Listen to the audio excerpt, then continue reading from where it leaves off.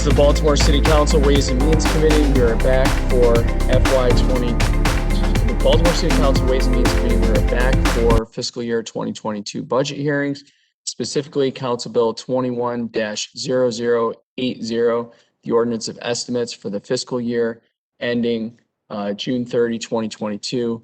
Director, if you could, or whomever's controlling the slides, if you could please take down the presentation for a minute. We'll let you know when to put it back up. Thank you. I am Eric Costello, City Councilman for the 11th District and Chair of the committee. I'm joined by the following City Council President Nick Mosby, City Council Vice President Sharon Middleton from the 6th District, member of the committee, Councilman Isaac Yitzi Schleifer, 5th District, who's in chambers with me, member of the committee, Councilwoman Danny McCray, 2nd District, member of the committee, who's also in chambers with me, Councilman Chris Burnett, 8th District, member of the committee, Councilman Ryan Dorsey, 3rd District, member of the committee, and Councilman Robert Stokes, 12th District, member of the committee.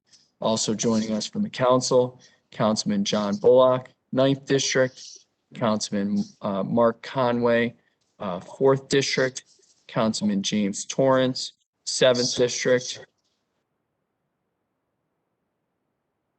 Councilwoman Felicia Porter, 10th District, and I believe we have a few other council members joining us shortly. On behalf of Mayor Brandon Scott, we have Natasha Mehew and Nina Themlis. On behalf of Council President Nick Mosby, we have Matt Stegman and Nikki Thompson. Marguerite Curran, staff to the committee, the one who's been making the trains run on time all week. We are here this evening for the Department of Public Works. As a reminder, this is going to be our last hearing of the evening. We will be back tomorrow, Friday, June 4th at 9 a.m. Our first segment tomorrow will be with the Mayor's Office of Children and Family Success, along with the Family League of Baltimore. Before we begin, I wanted to take a little discretion as chair and take a moment to welcome John Chalmers, who is the former chief of the Solid Waste Division, who's with us this evening. John, I just wanted to say thank you for your decades of service to Baltimore City. Had an opportunity to attend the ceremony this morning. You are nothing short of a class act and are the true definition of a public servant, someone who worked your way up from a laborer. You really define what being a public servant is. You have gone above and beyond. You have fought tirelessly for the men and women of the Solid Waste Division for years. You have helped transform the way that division operates. You have helped keep our city clean.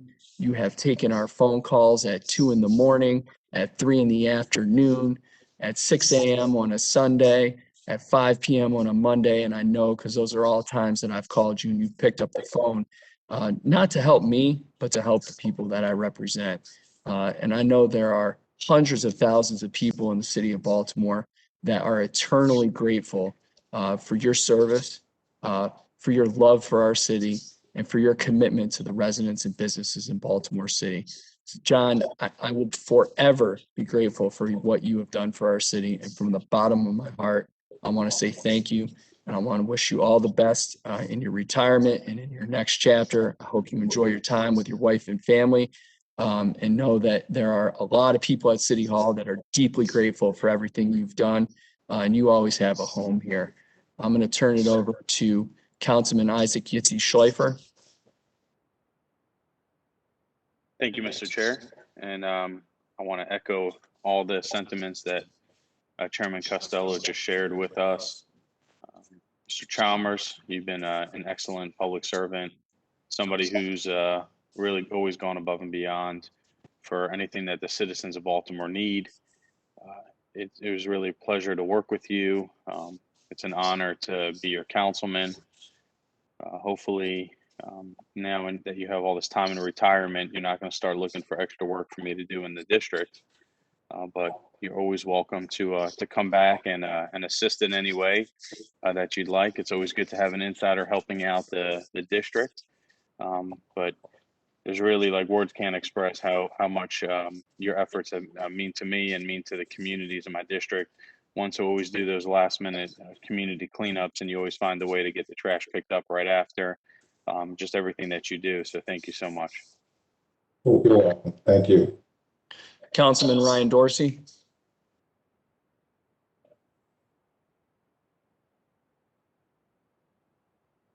Thank you, Mr. Chair. John, you're a legend, man. John, you're just fantastic. You've been a great partner to me and to the communities I have the privilege of representing. I want to particularly lift up the help that you've given on the vacant lot in Bel Air Edison that I've been laboring over in the time of this pandemic. Just taking away, making sure we're removing years and years and years of overgrowth and illegal dumping to make that community space more usable and valuable. Just, you know, have fun, man. Don't take any of our calls anymore, and just, you know, yeah, do you, man. You absolutely deserve to do you. So I wish you the very, very best, and I want to extend the full gratitude, not only on behalf of my constituents, but on behalf of my staff, who has been able to so diligently rely on your support for so long. Thank you so much. Thank you. Thank you. Councilman Bullock. Thank you, Mr. Chair. I just want to echo all the things you said about Mr. Chalmers. I will miss our monthly meetings when you come to our office and we go through our whole laundry list of problem areas. We know that our district gave you a lot of headaches, but you always came through for us. Also want to really appreciate your transparency and also the fact you never took any of this stuff personally. So even in some of these settings, when things got tense, you always gave straight answers. You told us what you could do, and you worked on some of the things that were challenges for all of us. You know, your legend is one that will remain throughout the city. Again, we really just appreciate all the work that you've done over time, and I look forward to crossing paths with you again soon. Take care, sir. Thank you, sir. Councilman Torrance. Thank you, Mr. Chair, colleagues. I just want to extend a heartfelt thanks to Mr. Chalmers as he entered, I call it the golden hour, which is retirement. I say that because that's when you get to wake up, choose whether you're going to do golf, make breakfast, choose a new hobby, or choose a new career. Because some people, just like you, I know will not put work to the side. So whatever endeavor you have next, sir, enjoy it. We know that you gave us 30 years of labor of love for the city of Baltimore. I met you, when I think about it today, back in 2009 when I was a fellow in the mayor's office, and you still maintain that same energy until today, caring each day about the citizens of Baltimore, answering calls at ungodly hours. And I thank you and I appreciate you. And on behalf of the 7th District, best luck. Thank you. Thank you. Councilman Conway. Thank you, Mr. Chair, and I want to thank our outgoing division chief, Chalmers. You know, I've known you for almost a decade now, which is insane to me. Yeah. You know, and it's been, I'm sure it's interesting for you to see me change and for me to see you change, especially when you came into your role. So, you know, really appreciated you then, and even more appreciated you once I got into this role. I mean, you've been a tireless fighter, you know, for the agency and for the residents that we represent.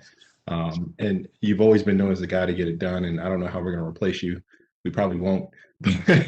But just know that really appreciate you, and really thank you for all that you have done, and I'm sure that you will continue to do in some way, shape, or form. You know, enjoy retirement. Thank you. Yep, thank you so much, Mom. Council Vice President Middleton. Thank you, Mr. Chair. Oh my goodness, I don't know where to begin listening to all of you. It started bringing tears to my eyes, but tears of joy. I know John Chalmers personally, my husband and I, and we had an opportunity to attend his beautiful wedding down there in Fells Point by the water. So beautiful. Him and his wife had a wonderful, and it's just the epitome of his love for this city. And like everyone has said, this is just another phase in your life that you're going through, and there's wonderful more things, exciting things that's going to happen with you. And we're just so blessed to also be your friend and part of your family. You are a true gentleman. You have taken so much from this city and endured so much. I mean, the job that you do, the calls that you take, the people that are mean and terrible, and you always kept a nice even keel and knowing how to handle tough situations. And you have done a phenomenal job. Remember that we really appreciate you. Um, you're a caring person, and you have to be caring in the job that you do. And all of us, you have to have that caring instinct to move forward. You have strong faith, and it shows in everything that you do. So hats off to you. You hold your head up high. You have had the toughest job in this city, and we just can't say enough. Um, this is just a small token of what we would like to all do for you, because you have saved all of these. You have helped to save us in solving tough dumping situations. Just as uh, Chairman Costello had mentioned, you answer your calls at nighttime. You get up early in the morning, and you were at sites, personally, the head of that division. I mean, that speaks volumes. So again, it's time for you to, yes, enjoy yourself, enjoy your family. You have a wonderful wife that loves you, and we are all going to be there for you as you move forward. We are all a phone call away, and if you need us for anything, it's almost like we do owe you. We owe you. So you have some fun, and I'm only a phone call away, and as I said, we are personal friends, and we do have some more celebration to do. Thank you, thank you, thank you, thank you. Councilwoman Porter.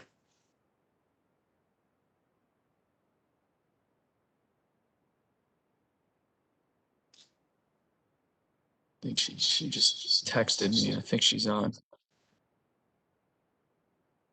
Let's jump over to Councilwoman Ramos.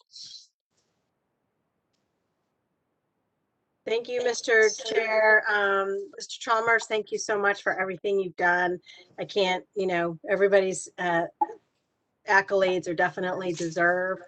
It amazes me that all of us are saying the same thing. So somehow you were able to clone yourself and be in 4 places at once, apparently. I don't know how you did it. If you let me know, that would be great, because you've been able to give that personal touch to everybody, and I really appreciate it. We've only known each other for a little while, but my predecessor spoke very highly of you all the time, and made sure to make sure that we kept in touch as well. So thank you, Annie, for everything that you've done, and good luck in the next phase. And I'm glad you're here in the city, and that you'll be a part of us in whatever you end up doing. Thank you.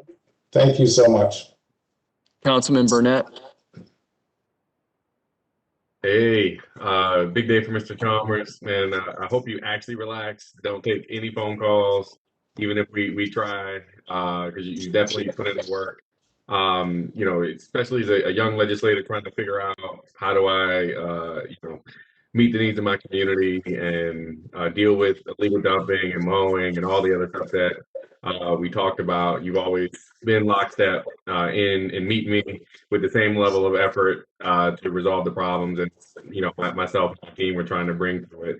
And so for that, I'm always appreciative, and just also our conversations on just sort of the bigger picture. You know, how do we strategize to resolve a lot of these systemic challenges, and so that we're not just, you know, chasing our tails over and over again with the same problems, but just trying to think through those solutions. And so I do appreciate you for making yourself available for sort of like brainstorming conversations. I know I had some crazy ideas from time to time, but you always kept it, you know, with a cool, calm demeanor in your response that may or may not be a good idea, but you made yourself available to bounce that kind of stuff off. And so I appreciate that. I appreciate your commitment to the city, and just really hope that you enjoy your retirement and take a break from it all, man, and really actually relax. So thank you for your service. Appreciate you. Thank you. Thank you. Councilman Stokes. John, ooh, I guess we go way back during the Kirk Smoke era, I guess. Am I right? That's right. And I have a bill before the council to talk about where you started at in the system and DBW and where you ended up at. And you're a good example of what the bill I already introduced. And I'm sure Mayor Scott will sign it. But I wanted to mention one thing you did. You made sure people did their job. And that's important. But the most important thing is you always cared about return to citizens. I have more guys that stop me and say they want to thank you because you gave them a chance, you gave them a job. And we always talked about that. You know that. You want to give that person a second chance. That's the part people don't know about you that I knew because I still get it every day. The guys stop me. Some I've been there 4 or 5 years because they knew when I talked to you, that was dear to your heart that the return of citizens get another chance. And I want to commend you on that. Not just the 30 years, but the behind the scenes things that you've done to make sure they can raise their family, eat, and have health care. So, John, you did a wonderful job on the side of cleaning, but you did a wonderful job of taking care of return citizens. So I applaud you for that. Thank you. Thank you so much. And Council President Mosby. Thank you, Mr. Chair. John, I had the opportunity of providing you with a city council resolution yesterday. Everything I said on stage, brother, I absolutely meant. You know, it says a lot about a person who dedicates their life to public service, not for just as long as you did, but for the way that you did. And I think it's very indicative when Councilman Stokes talks about your ability of reaching back. I constantly think of a phrase of lifting as we climb. And that's exactly what you meant to many folks that work for the city of Baltimore. And I think that you have always been so responsive and so effective in getting to the needs of our concerns because people were willing to work for you in very challenging conditions at times. So I'm not sure how a brother like yourself rests after working so hard for so many years. I think that's going to be a challenge for you to switch over when you wake up and you get to do whatever you want to do. So it'll be interesting to see what you do next. But always know that your legacy is here in the city of Baltimore. We're truly, truly thankful for all that you've been to the citizens of Baltimore. So from the bottom of my heart, as well as you heard from all the other 14 council members, thank you so much. The last thing I'll say before I stop rambling on is there's not many times where we stop a council hearing, particularly since we've been in since 9 o'clock. To pay homage to somebody. And I think that that's indicative of what my colleagues, what the members of the council wanted to do for you today. So thank you for taking your time and spending your afternoon with your evening with us to allow us to pay homage to your legacy and all that you meant to the citizens of Baltimore. Thank you so much. I won't keep you long because I know you guys got work to do. Everything that I've done over the last 30 years, you have to have a solid team. So I didn't do any of this by myself. I have an awesome team. I just want to run through their names real quick. And guys, I hope I don't forget any names because I'm a little emotional right now and I got to get off the camera. But, you know, there's Yvonne Moore Jackson, there's Muriel Rich, Jerome Ragsdale, James Robach, Toya Sykes Coates, my personal assistant, Denise McCoy, my fiscal person, you know, Patricia Murphy, all of these people, and last but not least, the 551 solid waste workers who get up each and every morning and put their best foot forward for the citizens of Baltimore. They do the heavy lifting. So I stand on their shoulders and I appreciate you all. You will see me again. I'm going to have to figure out how to burn off that energy because it's going to be tough, you know. So, but I'll figure it out. And I appreciate all that you guys have done. I love you all. I'm not going to say I'm going to miss you because I will be in touch. Thank you, thank you, thank you so much. John, thank you. And in retirement, you're excused from this hearing. Go have a drink, hang out with your wife, watch a movie. We'll keep your colleagues for the next couple hours. Wishing you all the best. Take care of them. Thank you so much. All right, we're going to jump into the hearing now. We have Department of Public Works. First, I want to recognize City Administrator Chris Shorter, who's with us this evening, who the department reports to. We have Acting Director Jason Mitchell with us. Acting Director, I know you all have a presentation. I'm going to ask you to put that presentation up now. I'm going to ask you to keep that presentation to somewhere in the 20 to 25 minute range. Acting Director, the floor is yours. Good evening and thank you, Chair and members of this body. My name is Jason Mitchell. I am the Acting Director for the Department of Public Works. It's been a month today that I've been here in the city of Baltimore. I've been working diligently to learn everything I can about DPW, given the breadth and size of the organization. Since I'm new to the organization and new to many of you, just going to give you a few highlights about myself, some of the things that we're going to be looking for exercising in this budget cycle, and then we're just going to get into the slides.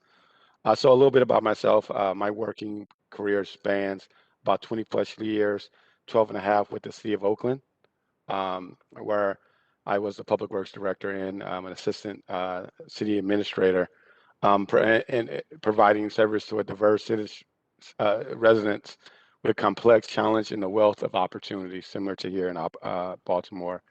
My experience included moving city of Oakland to the zero waste program, where we had about 55% diversion through our organics.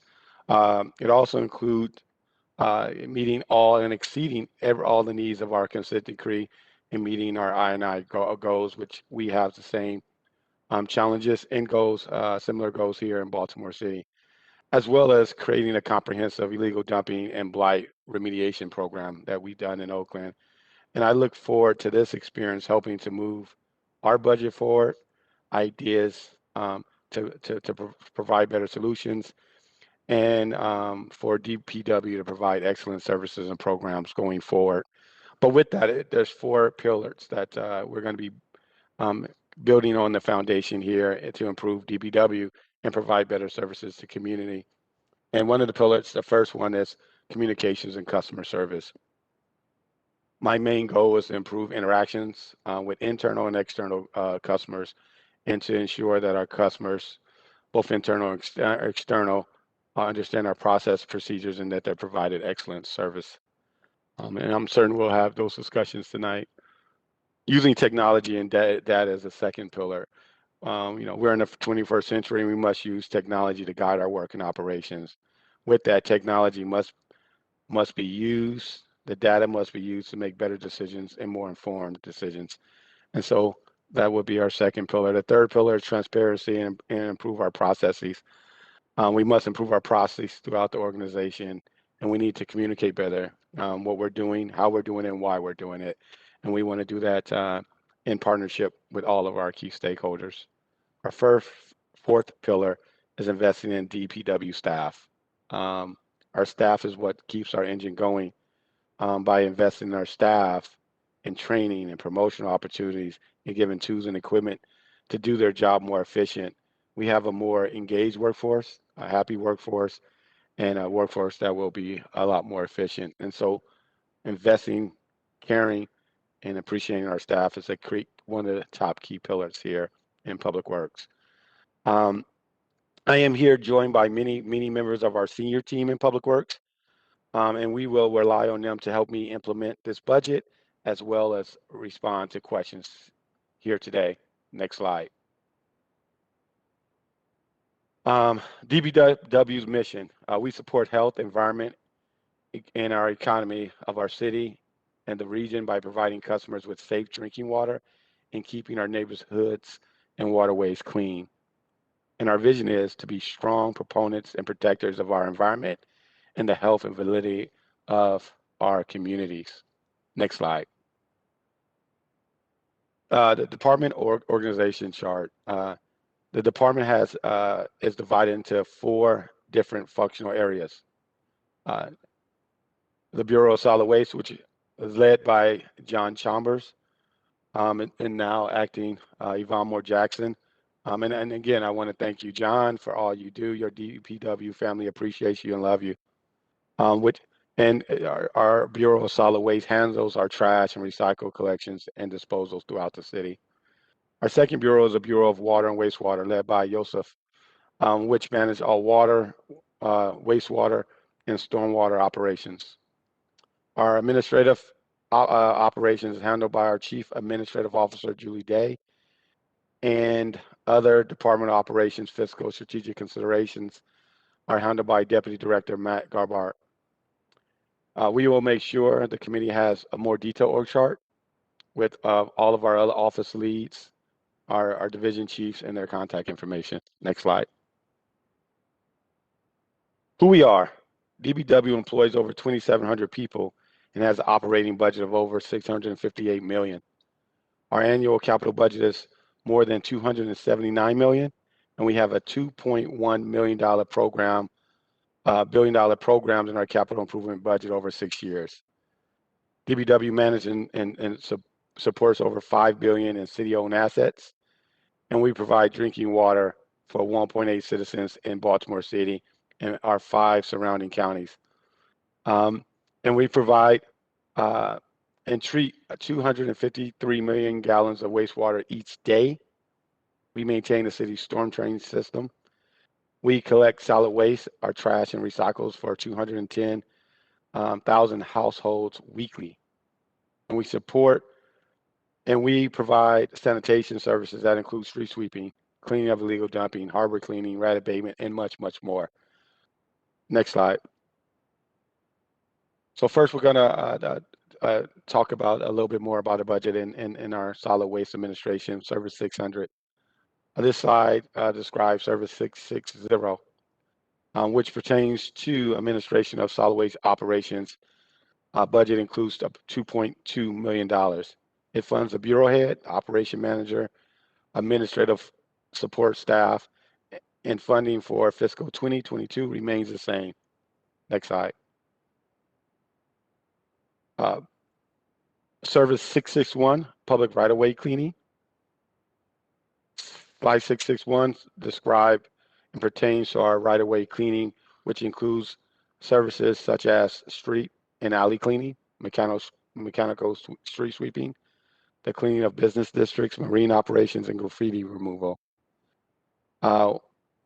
We are restoring our graffiti funding and have received $613,000 in casino local impact grants for cleaning around the horseshoe. We have sent out a press release where we have restored both graffiti cleaning on the public and private properties. And we're excited about those opportunities there. We also have received $2 million in federal grants and $1 million dedicated funding for cleaning waterways around the casino, and $333K partial restoration, our restoration of our graffiti removal program. Next slide. Service 662, which funds cleaning, boarding, and mowing operations for vacant and abandoned buildings. This service includes funding for rat abatement as well. The recommended funding level is $12.9 million for fiscal year 2022. We also received $1.2 million in CDBG grant funds that will support the cleaning and boarding of vacant and abandoned city-owned properties in low to moderate income areas in the city, and $1.5 million that maintains mowing and the cleaning of vacant and abandoned properties using private contractors to support those operations.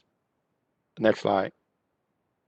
Service 663, which is waste removal and recycling. This service provides the waste and recycling collections for 210 households, 290 multi-family dwellings, and small business. The service remains the same at for fiscal 2022 at nearly $40 million, and it supports two things: 401 time care pandemic funding to increase solid waste collections, an additional resource to augment routes and provide CDL drivers to support the picking up of those trash collections, and a 610K that supports Rubicon software, which is a route management software which help manage our waste and in the future street sweeping routes as we go forward. Next slide. Service 664, waste reuse and disposal. This service provides operations at our quarantine landfill and a Northwest transfer station, where we process 325,000 tons of mixed refuse and recyclables annually. This budget continues funding for the landfill expansion project that will help expand the life of our landfill, with a funding of $5.9 million for the quarantine landfill expansion and $1.9 million that will fund the processing for the single stream recycle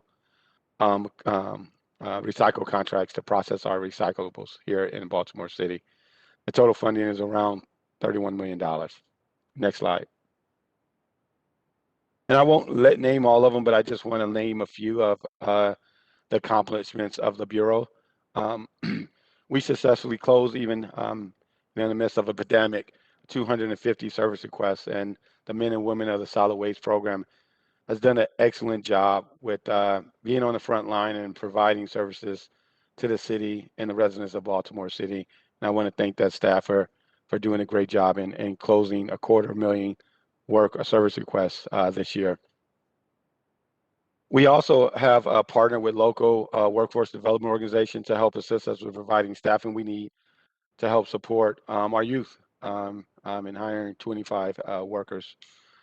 And we also, the budget includes the funding for recyclable carts that will be rolled out, the expansion of the landfill, as well as safety and health upgrades at our solid waste facilities. Next slide. Now we transition to our Bureau of Water and Wastewater. I'm going to give a little highlights about the Bureau of Water and Wastewater, which house our water, wastewater, and stormwater utilities. We provide, again, 1.8 million customers with over 360 million gallons of drinking water each day through 3,800 miles of water mains. The Bureau also treats 250 million gallons per day in wastewater and manage 1,400 miles of sewer mains, 1,100 miles of stormwater drain pipes. The entire network includes our reservoirs, our water treatment facilities, our pumping facilities, and our wastewater facilities citywide to provide these services. Next slide. This slide, Service 670, which is the administration and oversight of this Water and Wastewater Bureau. Fiscal 2023 budget includes $2 million for the expedited sewer cleanup reimbursement program, as well as a recently launched sewer online support cleanup program for $2.5 million. It also includes $200,000 for funding to award for the award-winning YHUO Career Mentoring Program, which we currently which we currently have participation of 80 youth, and one of the signature programs whereby we introduce our youth to these great programs and careers. Next slide. Service 671, water management. 671 funds water operations, include the management of our reservoirs, our water filtration systems, maintenance of our pump station, as well as operations and maintenance of 3,800 miles of our sewer and our mains and 23,000 fire hydrants. We received 254,000 in anticipation of federal fund grants awards, and funding for this service remains the same for fiscal 2022. Next slide. Service 672, water and wastewater consumer services, which funds installation and maintenance of water meters, as well as water billing, customer service, and account turnoffs. Significant impacts to the budget is that you see is a delta of transfer credits, and we can talk about that a little bit more in a Q&A session. This fund is for service that will remain current for the this fiscal year at $24.4 million. Next slide. Service 673, wastewater management, which funds water collection, conveyance, and treatment for nearly 253 million gallons of wastewater per day. DPW received 1.4 million increase in federal grant funding and 450K increase in state funding for programs and services. And current funding is maintained at the current level at $24.4 million for this program. Next slide. Service 674, surface water management, which supports our effort to protect, enhance, and restore the watersheds within Baltimore City and the Chesapeake Bay tributaries. This service maintains the 1,100 miles of storm drains, 52,000 inlets, and over 27,000 manholes, 1,700 outfalls, 4 stormwater pumping stations, and 5 debris collectors. The fiscal year budget also is maintained at the current level at almost $27 million. Next slide. Service 675, engineering construction. This is for the design, construction, and management of our water, wastewater, stormwater, and environmental capital projects that we have here in the city. The city is covered by a sanitary consent decree, which place strict requirements on the city to upgrade its sewer system. And this program provides those capital improvements. This program is maintained at this current funding level of $222 million. Next slide. The Bureau of Water and Wastewater accomplishments, and I will just name a few. The Bureau has completed the $400 and nearly $30 million HeadWorks project, which that HeadWorks project, as we did our ribbon cutting ceremony a few weeks ago, will help take a giant step forward, will help us reduce our sanitary sewer overflows. We also launched a sewer online support program, which offer sanitation and cleaning services for qualified customers who experience sewer backups in their homes. And in the coming year, we are looking to optimize and enhance nutrient reduction facilities at the Patapsco wastewater treatment plant. We are also looking to implement our biosoils master plan, which will plot the course forward for us to improve the efficiencies and effectiveness of disposing of solids that remain in our wastewater treatment process. Just to highlight a few. The next slide is the Department of Public Works Administration slide, Service 676. Service 676 supports the overall administration of the department for both solid waste, wastewater, and water program. This includes the Office of the Director and programs such as our Human Resource Office, our Fiscal Management Office, our IT, boards and our commissions, contract administration, legislative affairs, communication, safety training, strategy, performance, and a host of other programs to support the administration and activities within the Public Works Department for the residents of the city of Baltimore. The current that budget is maintained at the current level of nearly $3.5 million. With that, that concludes the Department of Public Works budget presentation for fiscal year 2020. I'll be happy to take questions, and we'll ask DPW managers to assist as needed. And I want to thank you for giving us the opportunity to make this presentation. Thank you. Appreciate it, Acting Director. Before we get into questions, do we have Yvonne Moore Jackson on? Yvonne, can you turn your camera on? Yes, I'm here. I just wanted to let you all know, because we did that little road show at the beginning, that there's a whole lot of folks that have a very high degree of confidence in your capabilities. And I want you to know personally, I'm very confident in your ability to get the job done. So I didn't want to go any further into this hearing without getting that out there. So you're fully aware of it. I think you knew that, but I'm saying that out loud. Thank you so now. much. All right. Thank you. Appreciate you stepping up in the way that you are. You got big shoes to fill, but I'm confident you'll fill them because you got trained by the best. So it's going to work out. I'm going to turn it over to, we're going to start with Councilwoman Danny McCray. Thank you, Mr. Chair. Director, I want to speak about street sweeping. Just a baseline question. I want to know, is there an estimate for when it is going to return? Many of my residents in the department, I express to you all the time that my residents are concerned about quality of life issues, which is a priority for this administration, and pretty much the things that they can see. And our streets across the city, just not within my district, many of them are not clean. We understand that we're in a pandemic. We've been very patient, but is there a timeline or an estimate for when street sweeping will return for not just some areas, but all of Baltimore City?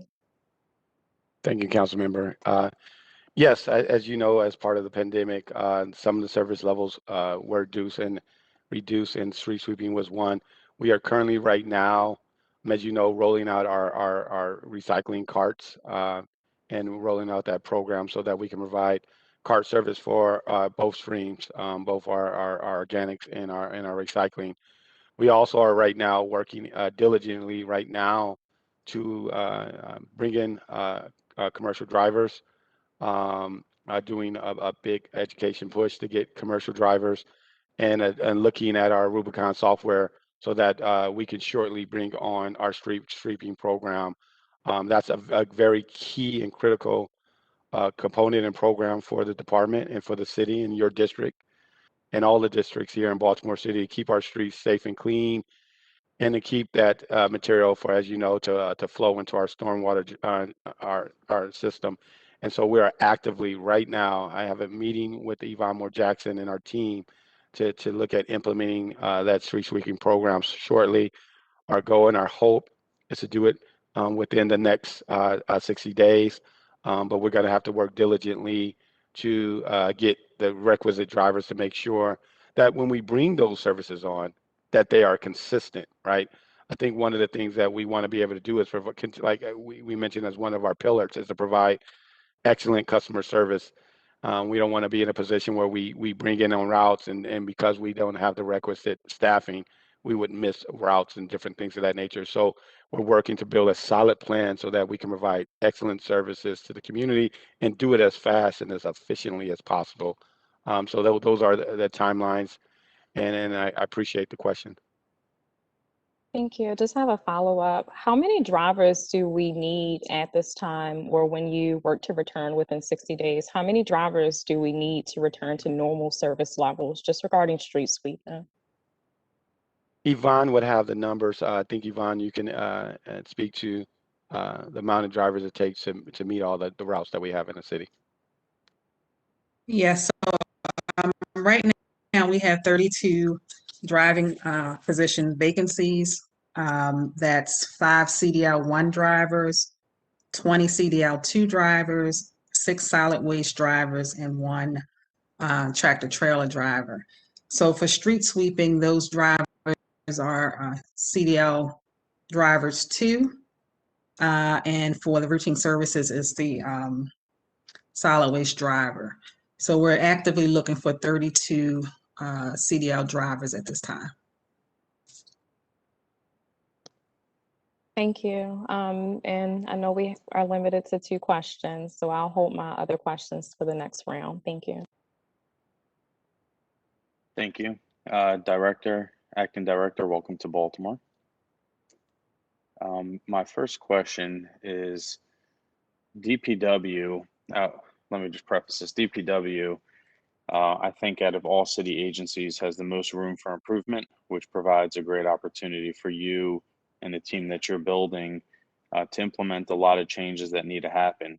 One of the key things that we hear from our constituents all the time is about different issues, whether it be water billing is probably the most common, but also we have trash issues and just about anything else, primarily DPW stuff. And so one of the key things that is within our control is how we communicate with the public. And so if recycling or trash pickup is going to be missed, if we let them know ahead of the time before they drag their cans out to the street, they'll certainly be more understanding than if they find out after the collection was missed, or if they're not going to be receiving water bills, if they find out about that in advance rather than, wondering why after a few months they haven't received the bill.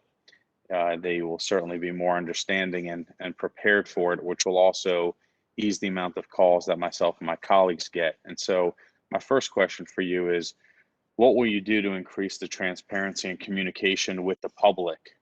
One example would be, are you willing to stream DPW related hearings with the council or meetings that you guys have, similar to how the city council president does with council meetings on the city council social media accounts? Thank you, Councilman Member, for that question. I think for us in transparency, there's many factors that we want to have, especially understanding the customer aspect of being able to communicate with our customers, but also for the customers understanding expectations, and if that changes, that they are the first one made aware of. So, for example, the Memorial Day weekend, we sent out to our customers that would miss that route ahead of time so that they know to how to deal with that container the next day. And so with the idea that we definitely want to get in front and make our customers aware as early as possible if there's going to be any change or disruption in that service level. But in addition to that, there will be times, and there has been time, as you know, where for whatever unforeseen reason, we had an accident in the truck or something went on, where we have to make adjustments in the field. And our goal is to communicate as fast as possible that we may not finish that route and we'll get to those customers the next day or what have you, and try to make that, we try to limit that to very few instances. We try to get our routes and try to meet our expectations to the public as best as we can. And the way that we improve communications, number one, answering the phone. Number two, being very responsive to emails and other ways of communication. Number three, being knowledgeable when we answer the phone, and so that when you get someone, they understand the issue, they understand our systems, they understand the process, and they get a response.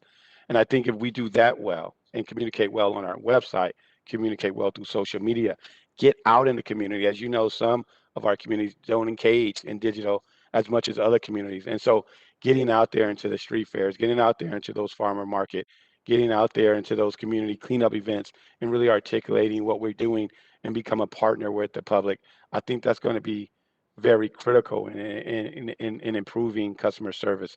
It's about making sure our folks are trained, that we have a process that the public can depend on and know what that looks like, and also be responsive and knowledgeable when we do get it. And that's one of the goals that we're going to improve on. We're going to continue to improve on. And that's going to be one of the big pillars. As you saw, my first pillar was customer service, is being able to provide that service to the customer, so that we will not always make everyone happy, right, in our responses, but we want to be clear in the expectations and clear on what services that Public Works can provide to the community. And that's my critical, one of my critical roles here, just jumping into this position a month ago to really steer that forward, not just with me, right, with the entire Public Works team, include my senior management team, my managers and supervisors, all the way down to the staff that are doing the hard work every day. And so those are the commitments that definitely we're going to be making going forward. Well, I think you hit the nail on the head as far as, just the random things that can come up throughout the shift, whether a truck breaks down, and those things are expected to happen, especially since you guys operate in every condition. The one thing that we can control is the communication to the public. And so is there a communications like outline or plan that you guys have available to share with the council so that we know what to expect? Because frankly, it's been completely inconsistent. It's sometimes we'll know, sometimes we don't know. And I'm not talking about the emergency things that happen last minute, a truck breaking down. I'm talking about when there's issues that DPW is aware of, whether it's going to be collection routes that are going to be missed in a day from now or 2 days from now, or knowing that there's an issue within the billing system that's going to prevent the bills from going out. Is there a plan or a communications outline that you can share with us that we can be made aware, so we have our, so we know what our level of expectation should be from the communications department?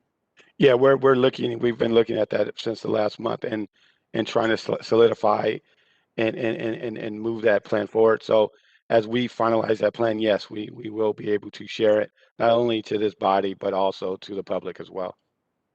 Okay, thank you. And my second question is, when is bulk trash going to be restarting? I can tell you that our first thing that we're looking to get back on board is street sweeping, and to get those routes out and keep those curbsides clean. So as we provide and fill those commercial driving spots for that program, then we begin to look at bulky. I would say based upon getting drivers and really rolling out a successful street sweeping program, we probably will not be looking at that to at least into the fall, mid to late fall, to be able to roll that program out. I think like I mentioned earlier, one of the goals is that once we get those services online, Public Works goal is to be able to provide a consistent and high level of service. And we want to roll these things back out slowly so that we can do that for the public and that we can provide that level of expectation and professionalism and response that we want to do. So we're first is street sweeping, and then we will be looking at bulky, but we don't have a timeline for that because our focus right now is on the street sweeping operation.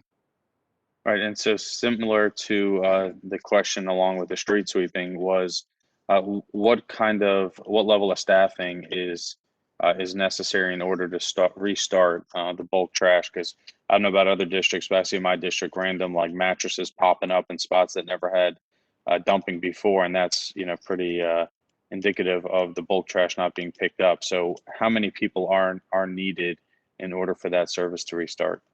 I can let Yvonne Moore Jackson speak to it. I believe it was 4 crews, but I want to say this. The men and women of the solid waste program, whether you're looking at bulky services, street sweeping, solid waste and recycle cleanup, private property management, all those individuals works within that unit, and we try to use those resources as much as possible to deploy to meet those service levels, so that we can provide those excellent services. For the exact service level for the bulky, I'm going to turn it over to Yvonne to speak to that.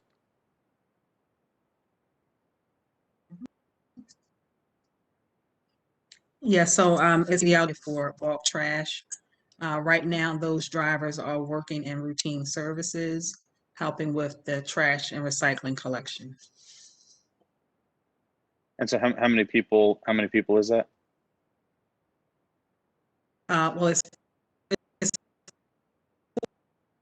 4 CDL drivers. I'm sorry, it was a little cut out. You said 4 CDL drivers. You said 4 CDL drivers, and then how many other people work in each crew? Yes, for bulk. 2 laborers on each truck. So 12 employees altogether. Gotcha. But Okay, as thank far you. as CDL drivers, 4. Okay. Thank you so much, and welcome to the new role. Thank you, sir. Thank you, Councilman Dorsey. Thank you, Mr. Chair. I got questions Thank for you. Yvonne Mojak. Yvonne, do we have any kind of fund that could help? I brought this up with you before about maybe DPW working to place barriers to access locations that are like known dumping sites. I emailed you a while ago. I haven't had it, the community hasn't followed up. I emailed you a while ago and you were positive about this idea of like, I was talking about Chinkapin Run Park, you know, can we get DPW to contribute to helping out with some sort of landscaping around the area so that people can't access the area in order to illegally dump in there. You know, I think you probably recall this. I see you're having some connection issues. Hopefully you can hear me. Okay. Yeah. But I ran into another instance recently where we have a property that is a vacant commercial property that has multiple driveways into it, where people are driving into the property and illegally dumping, and DPW is having to expend resources again and again and again and again to go and clean this up. And we could just nip that in the bud just by cutting off access to the property. And the law department has said that it's, you know, totally legit. We can totally do that. DHCD is in favor of it.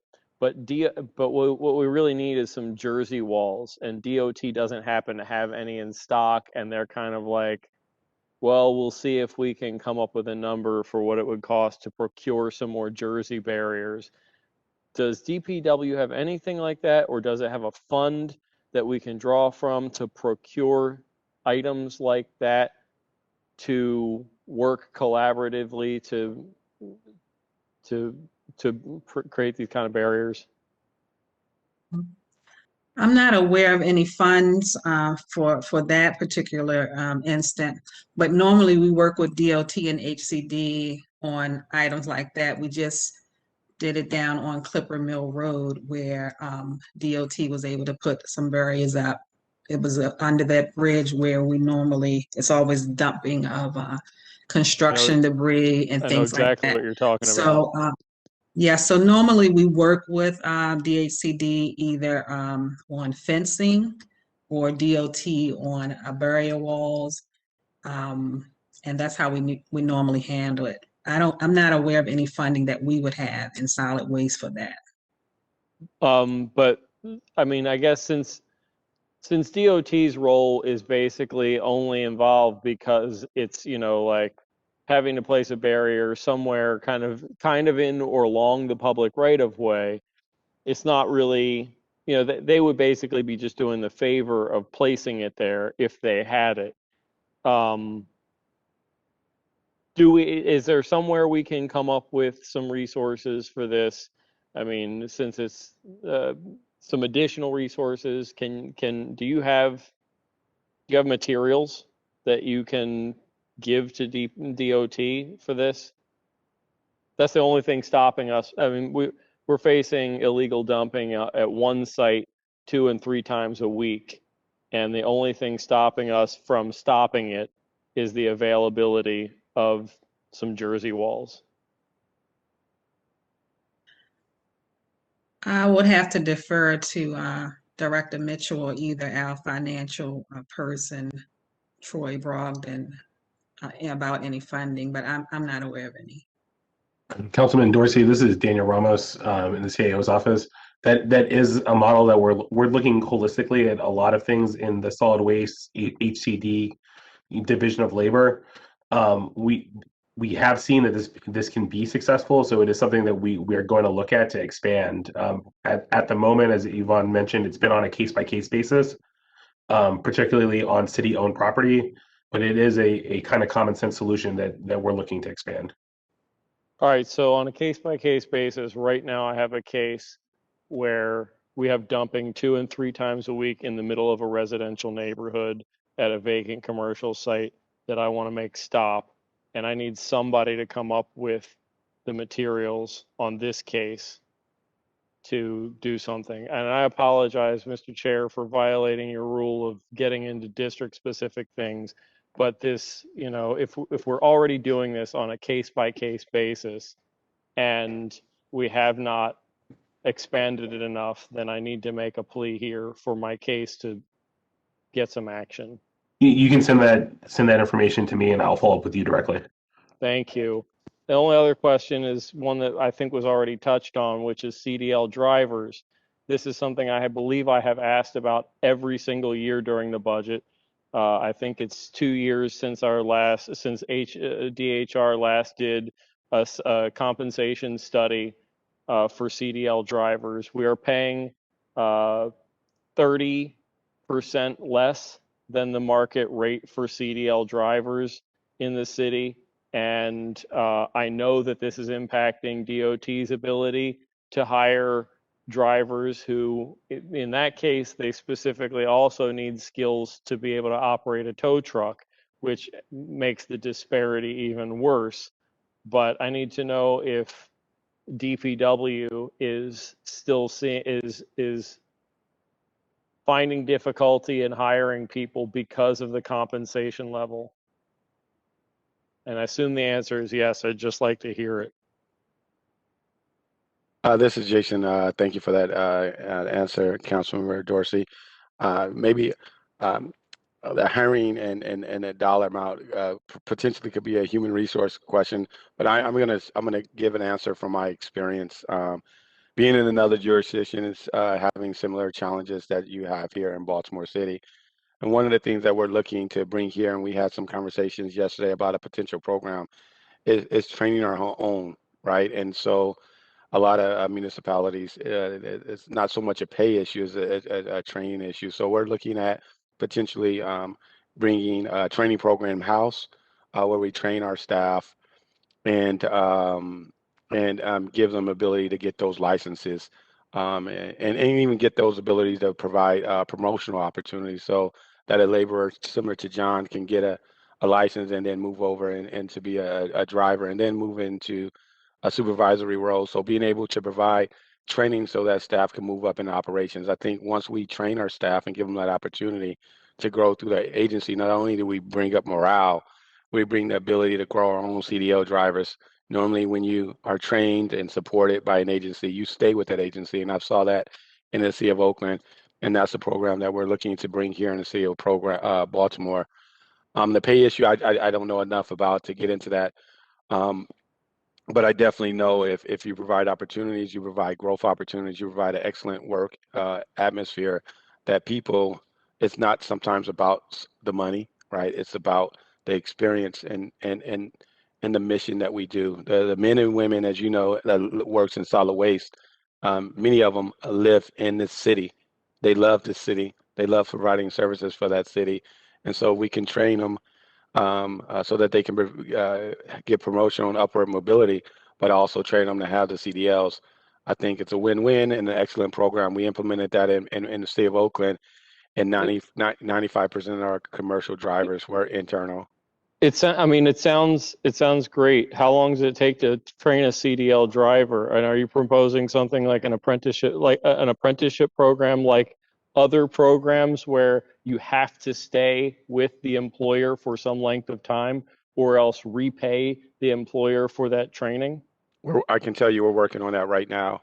Right now, I had a conversation. So some of that is being worked out right now, and we're excited about not only continue to go out and recruit great talent, but also figuring out how do we promote and train in-house talent. So that's the goal. So that even as we get into the next season, right, we can have a season full of our folks with internal promotion. So again, I can tell you that I had some conversations on it yesterday, and we're working diligently to put that plan together because as we mentioned earlier, CDL drivers is critical to getting our operations and these programs up and going. And so that's our one of our most critical functions that we're looking at. I Councilman Brooks. appreciate it. I remain concerned about the compensation level and hope that that is going to be reevaluated in the very short term, because even if we train people, we're going to continue to lose them if we're not compensating them at the level that they can earn in the market. I mean, right now our compensation is topping out at 48,000, and the average in Maryland is 63.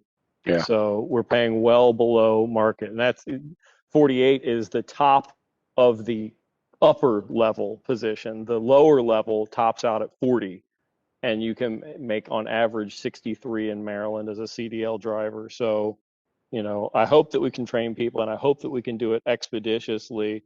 I guess I didn't hear how long it actually takes to train a CDL driver, but, you know, I'm concerned about the short term and the long term. So thank you.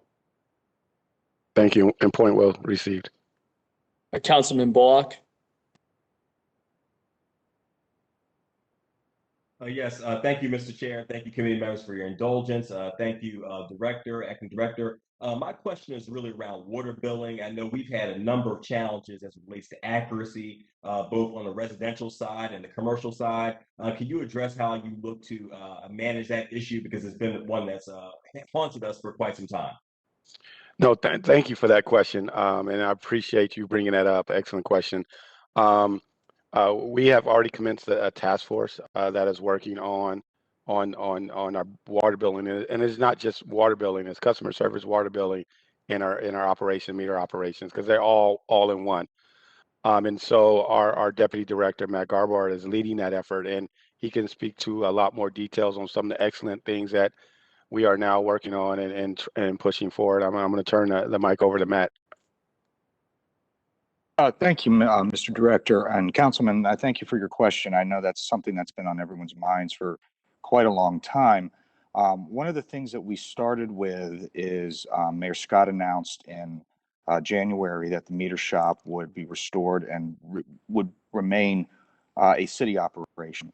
So the first place we really started looking into was our meter operations, because that's the actual hardware that, if that's not correct, nothing else down the line is going to be correct. Now, we have 100% of our employees at the meter shop have returned. We have resumed full operations there. We've taken over county operations as well as city operations. And we are looking to get down a backlog that we have with meter issues and other ongoing maintenance issues. We are chipping away at that slowly but surely each and every month. The next phase is going to be the billing and the customer service issues. As Director Mitchell said, there are some sort of low-hanging fruit things that we can look at fairly quickly in terms of just etiquette for answering the phone, for how to engage a customer, for ensuring that there is follow-up and follow back on different things. And those are things we can monitor and we can train for.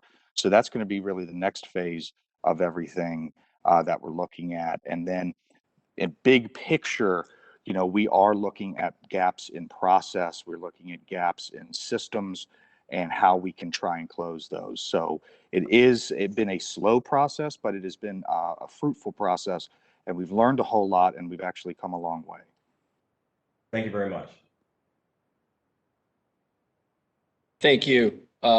Acting Director, I'm asking these questions to most of the large agencies. First one is, can we go through all the services that are currently impacted by COVID-19? I want to clarify that if there's a service that's been fully resumed but has a backlog because it was shut down for a certain period of time, I'm not so much interested in that, but more so interested in, as you heard my colleagues ask, bulk trash and mechanical street sweeping. But just I want to go through a list of all the services in the agency that are currently suspended or not at full capacity as a result of COVID. Perfect. Thank you. I'm going to defer the question to two of my bureau chiefs. I'm going to first push it over to Yvonne Moore Jackson, the bureau chief, acting bureau chief over solid waste, to discuss some of the programs, and then we'll give it to our bureau chief over to water and wastewater to answer some questions. Yeah, so right now, bulk trash is still suspended. along with street sweeping.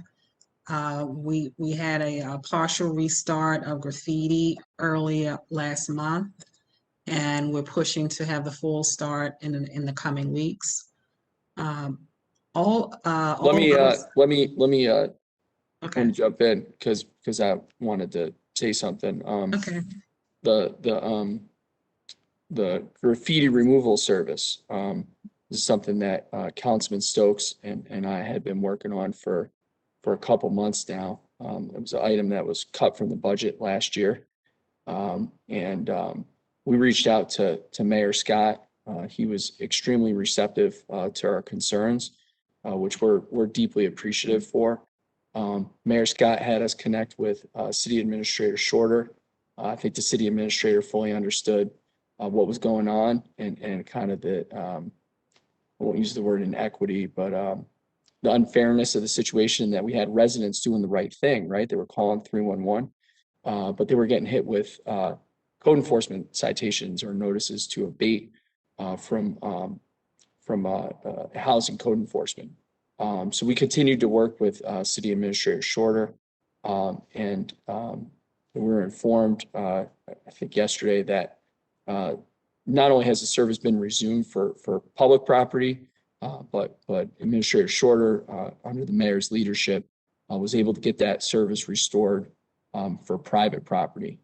So I want to take a minute to really thank Mayor Scott for his leadership, for being receptive to the concerns that Councilman Stokes and myself had raised, and the good faith commitment that Mayor Scott made working with us for tasking City Administrator Chris Shorter to this issue. Chris, I can't tell you how much we appreciate it, and you working with the team at DPW to get the service restored. So please know that myself, Councilman Stokes, are extremely grateful again for the mayor's leadership and for your work here to help us get this thing resolved. So thank you. You've made a lot of happy constituents that Councilman Stokes and I represent. And Councilman Stokes, I'm turning it over to you for a quick second if you have anything to add to that. Councilman Stokes is not on, I don't think. All right, well, I'm pretty sure I said what he would have said, so we're good. But again, Mayor Scott, Chris, team at DPW, thank you so much. Truly appreciate it. Yvonne, back to you. You were about to steal my thunder, so I had to jump in real quick. okay. So all other solid waste services were restored in July of 2020. So street and alley is at full capacity. Property management, that's the cleaning, boarding, and cutting, is fully restored. And all of our transfer station, landfill, the convenience centers, all of those things are fully operational. Thank you, Bureau Chief Yvonne Moore Jackson. I'm going to turn it over to Joseph Kabetti, our acting Bureau Chief over Water and Wastewater, for a response to that as well. Good evening. Thank you for the question, Councilman Costello. As you know, pretty much everything that is done in the Bureau of Water Wastewater is 24/7. So for our treatment facilities, wastewater and water, there was no interruption of service, aside from the fact that we had to modify shift schedules to facilitate distancing during work. For our maintenance division, we had some a downsizing of shifts, again, to allow for more space in our vehicles. There were some sort of elective activities like samplings that were interrupted or paused for a few weeks or months. But now everything is pretty much back to normal. Thank you, Bureau Chief Joseph Kabetti. And then for our administrative functions, I'm going to turn it over to Deputy Director Matt Garber to get an update to that question from the administrative perspective of Public Works. Thank you, Director. Everything on the administrative side of the house is fully functional, including meter reading operations and meter repair operations. The only thing that is still suspended is there are some public activities up at the reservoirs that have not fully resumed yet. We are working through the process of getting those things approved and resuming those festivals and other races and other things that occur occasionally up at the reservoirs. Just a between staffing issues with having to stagger shifts up there, as well as with COVID and social distancing, those things had been shut down as well. But we're working through getting those restarted. Thank you, Matt. And one quick question for clarification. Yvonne, what'd you say was the time frame on the private graffiti removal? July 5th. July 5th. Outstanding. Thank you so much. Second question, Director, Acting Director. This is a question I'm asking all the agencies that are in this list, but I'm going to rattle off a list of agencies for you. Department of Public Works, Department of Housing and Community Development, Department of Transportation, Baltimore City Recreation and Parks, Department of General Services, and then Baltimore City Public School System, which is kind of a state and local agency, as well as the Housing Authority of Baltimore City, which is a federal affiliate of HUD. And I don't expect you to know this. Do you know what all 7 of those agencies have in common? That we're one big family? That's I award you 5 points. That answer is also correct. What is? But I will give you a second shot, a second bite at the apple. We provide excellent services to the community. That's my second answer, and I'm sticking with it. Chris, this was a good hire. Yeah, obviously, good job here. All 7 of those agencies mow grass. I find that to be insane. I wanted to get your take, but I don't want to put you on the hot seat because I know you're new. I want to turn to Yvonne because I know that's in her division in terms of grass mowing, and I just want to get your thoughts. Nothing specific. Just talk to me for a couple minutes about that and what I just shared. Sorry to put you on the hot seat. Are you asking me, Yvonne? Sorry.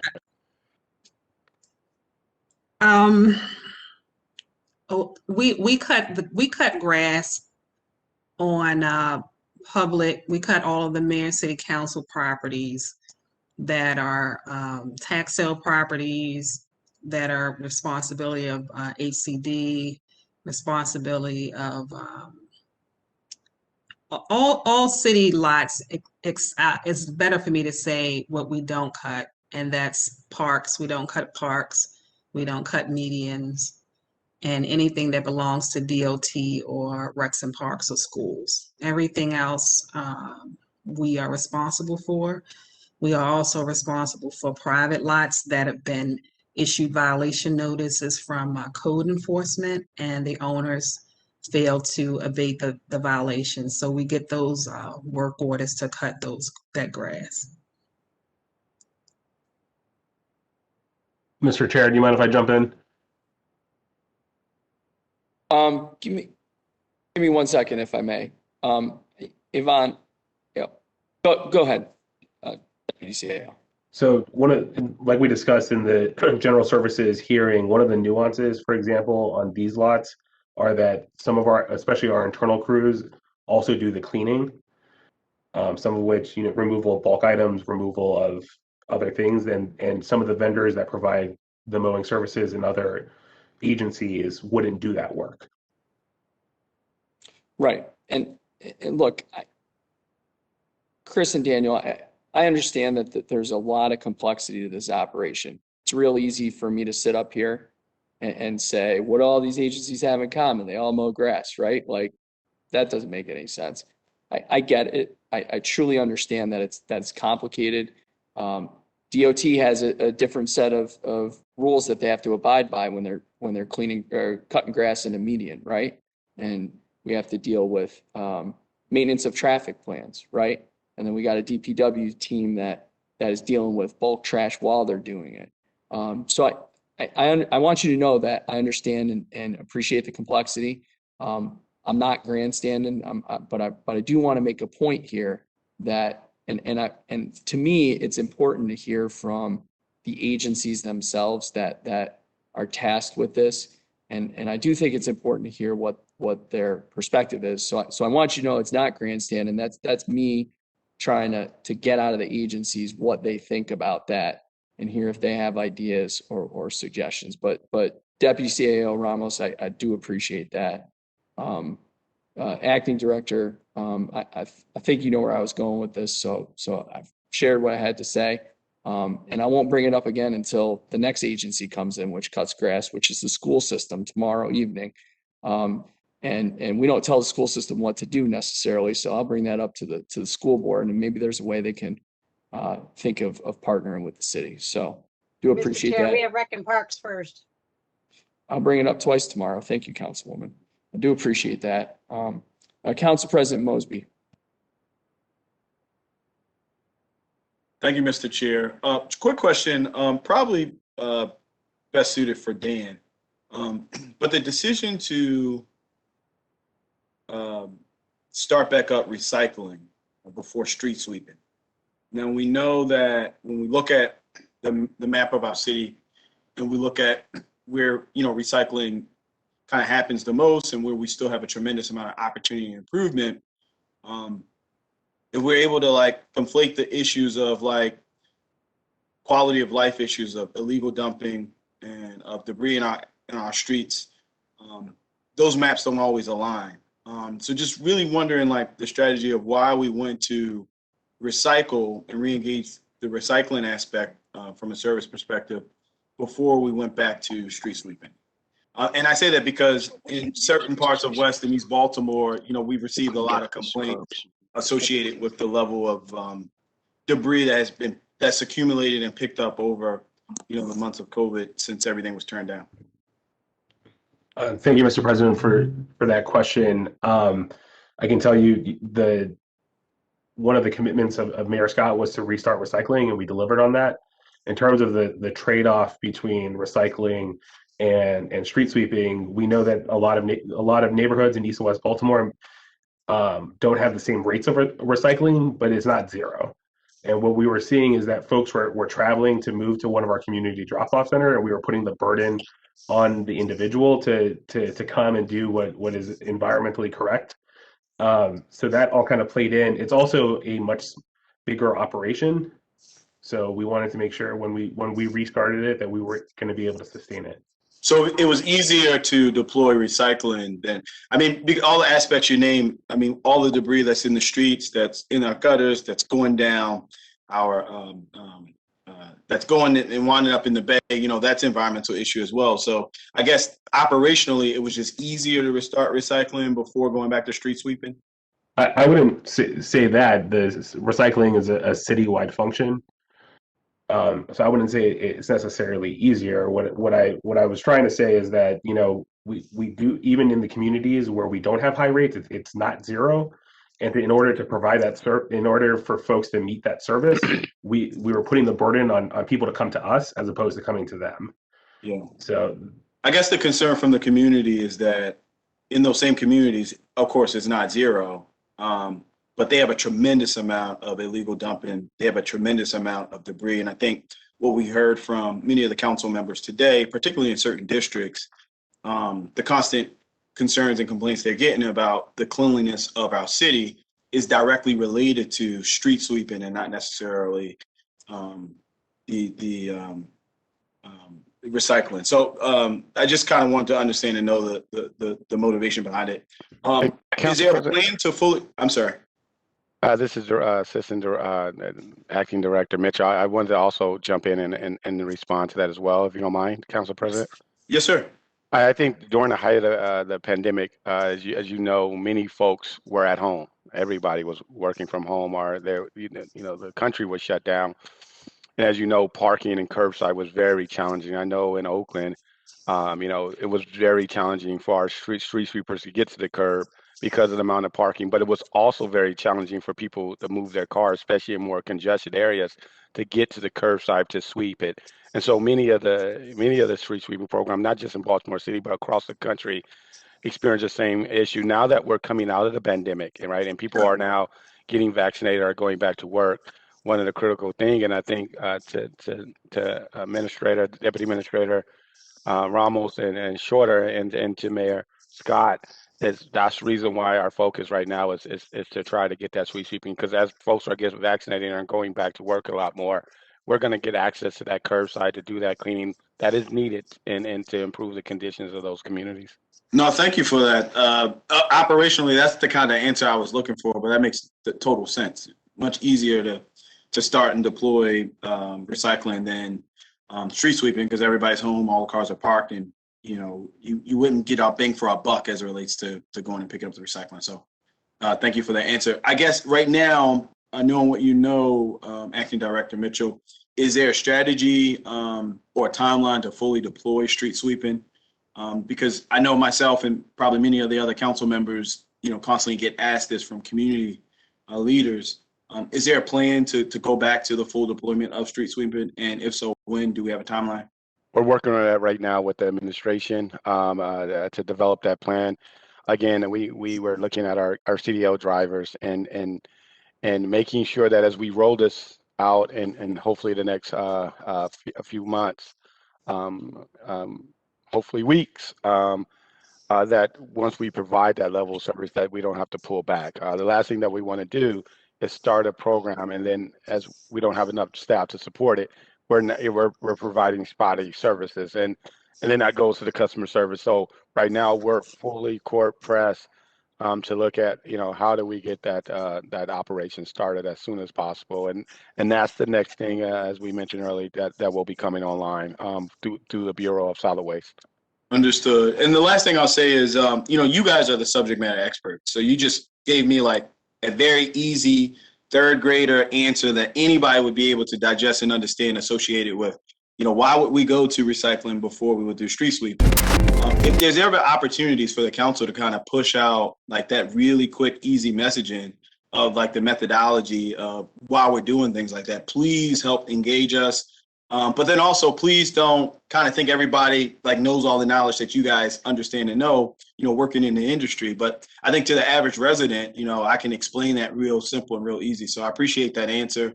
And as things continue to progress, if you could keep us engaged, particularly as it relates to whenever you come up with the timeline associated with getting back to full operation associated with street sweeping. Right now, are we street sweeping in any neighborhoods or any communities? And if so, where? And secondly, how are we going to figure out the plan of like where we start street sweeping next? Yes, I'm going to defer that answer to our acting Bureau Chief, Yvonne Moore Jackson. We are performing some street sweeping in some of our high impact areas, but I'm going to allow her to expand on that further. Yes, we are. We are street sweeping on major gateways right now, and also things like 83 and 295 and the road. I think that's called Route 40, the road to nowhere. Yeah. So we highway to nowhere. Oh, the highway. Okay. I'm sorry. I knew it was something like that. Route 40. But we are sweeping the major gateways: Harford Road, North Avenue, Greenmount Avenue, places like that. I don't have the whole list in front of me, but Understood. those are still being swept. We are not sweeping in any neighborhoods at this time. So how do you think, because I know it'll probably be like a tiered approach, how do you think the strategy would be on like when we start doing neighborhoods? Like how do we prioritize where we go? So we have street sweeping routes. So we will continue with the same routes that we have in the quadrant sweeping. So I don't believe we're planning on doing a partial restart. I will defer that to the acting director, but I'm not sure. But I think I'm going to defer it to him. Well, Director Mitchell, whenever you guys come up with a plan, if you could please just keep us engaged and let us know. Again, it's not just something for me. I'm pretty sure all the other council members are also getting the same type of question, and I'm receiving about it. Yes, and as soon as we have our plan, we will share with this group. Thank you. All right, thank you so much for your time. Colleagues and attendees, Chair Costello has stepped away, so I will be chairing briefly until he does return. I'm just going to remind you, if you have any questions, to please use the raise hand function, and I'm going to go in the order that I see. Before I go in my order, I do want to check in with Vice President Middleton. Do you have any questions for DPW at this time? Yes, just kind of I'll start with just two follow-up questions from some of the previous questions. And I first want to congratulate Yvonne Moore Jackson. Congratulations on your promotion and a great pick. We have been working together for a long while, and I think you're the perfect choice to just pick up and keep things moving. And we're here to help you as well. Thank you. One follow-up question. I think it started with Councilman Dorsey. Your training for CDL drivers, is that done in-house, or do you, is that something that somebody outside does that? We're looking at developing a program. We're working with our administration as well to develop a program for how we can do that in an interim. We're hiring positions, as you know, and working with vendors to help fill those positions. So we're still working out the components of that program. Okay. And then I just want to add, when Yvonne was mentioning some of the areas you're going to start with the street sweeping, when you had mentioned Route 83, please get those exits as well, because they are like trash is like building up on the around the exits. We know that some of our dumping or trash issues are from people actually throwing out things. And I'm sure all of us has experienced it, and I've experienced it recently. At going on to an exit, and a person with their children, the children threw out the cartons of Yoo-hoo right at I was so upset, right at the exit, getting on 283. So it's I'm telling you, the education piece as we move forward with trying to get our city back in order and clean. We just have to find ways to educate people on how they're hurting the environment. And again, it all has to do with doing things in elementary schools and so on. Are you preparing a plan to connect with the school system as well on some of your ideas and ways to help to teach our young people not to throw out trash out of the car door windows? Thank you for that question, Councilmember Middleton. I as we go to the education piece, I'm going to do a slight commercial, if you don't mind, because I think Baltimore City is doing a great job with providing options, and I think to your point, you know, really articulating the great programs such as the Holler program that's here in the city of Baltimore. It's an excellent program. And these are programs that we didn't even have where I came from. And so you all are doing a lot of forward thinking. So I do want to say from outside coming in, you are doing great work, right? And so how do we continue that? So with the Holler program, that's an excellent program for folks to cheaply get away, give things and have their own business. You have once we get Boki is an excellent program. I think the only program in the state of Maryland that's being done. We have 5 citizen convenience centers, and they've been expanded from 9 to 5 to 9 to 7, right? And you go throughout the city and be able to drop off debris. Addition, if you had extra trash container or bag, our crews will pick that up. And so there's some great programs here. To your point, education is very critical. And we got to continue to push out those programs up so folks know that those resources are available, so that those resources ended up in the right stream instead of our streets, right? And to the students and talking with high school. As you know, Councilmember Milton, we had our student ambassador program in the city of Oakland, Oaktown Proud program, whereby we trained our students, we gave them stipend, they went in classroom and they taught. I think it was an excellent program where it was peer-to-peer engagement, but also those peer-to-peer engagement created peer pressure to their parents. Right? Why are you dumping the couch out there? That's not right. I learned that in school, right? And being able to do that as well as getting out into the public and farmers market and educating and having those young kids connect. It's a whole different experience for you as an adult, but also for kids to connect. So those are programs that, again, as we really look to drive education, because you have you have some great program on how we call it eradication, picking it up. We have an enforcement program that we have. If we can really push education, then I think we can really drive change. And it doesn't mean that you do it for a short period of time. Education takes time because it takes time for people to change that behavior. So you got to continue to say it. So definitely programs that we're looking to partner with the mayor's office, partner with the administration to figure out how we continue to talk to our youth and our adults so that we can get the right outcomes.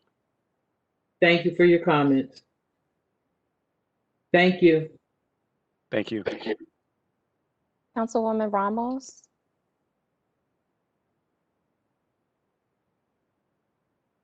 Yes, thank you, Madam Chair, Acting Director Mitchell, and everyone. First to Yvonne Moore Jackson, congratulations. We've worked a lot on many of my neighborhoods, and I look forward to working with you in your new role. Also, shout out to your crew, always there, amazing, amazing. I do want to say that yesterday, one of the solid waste crew was hit by a car in my district while they were picking up trash. This is a dangerous job that our solid waste workers have.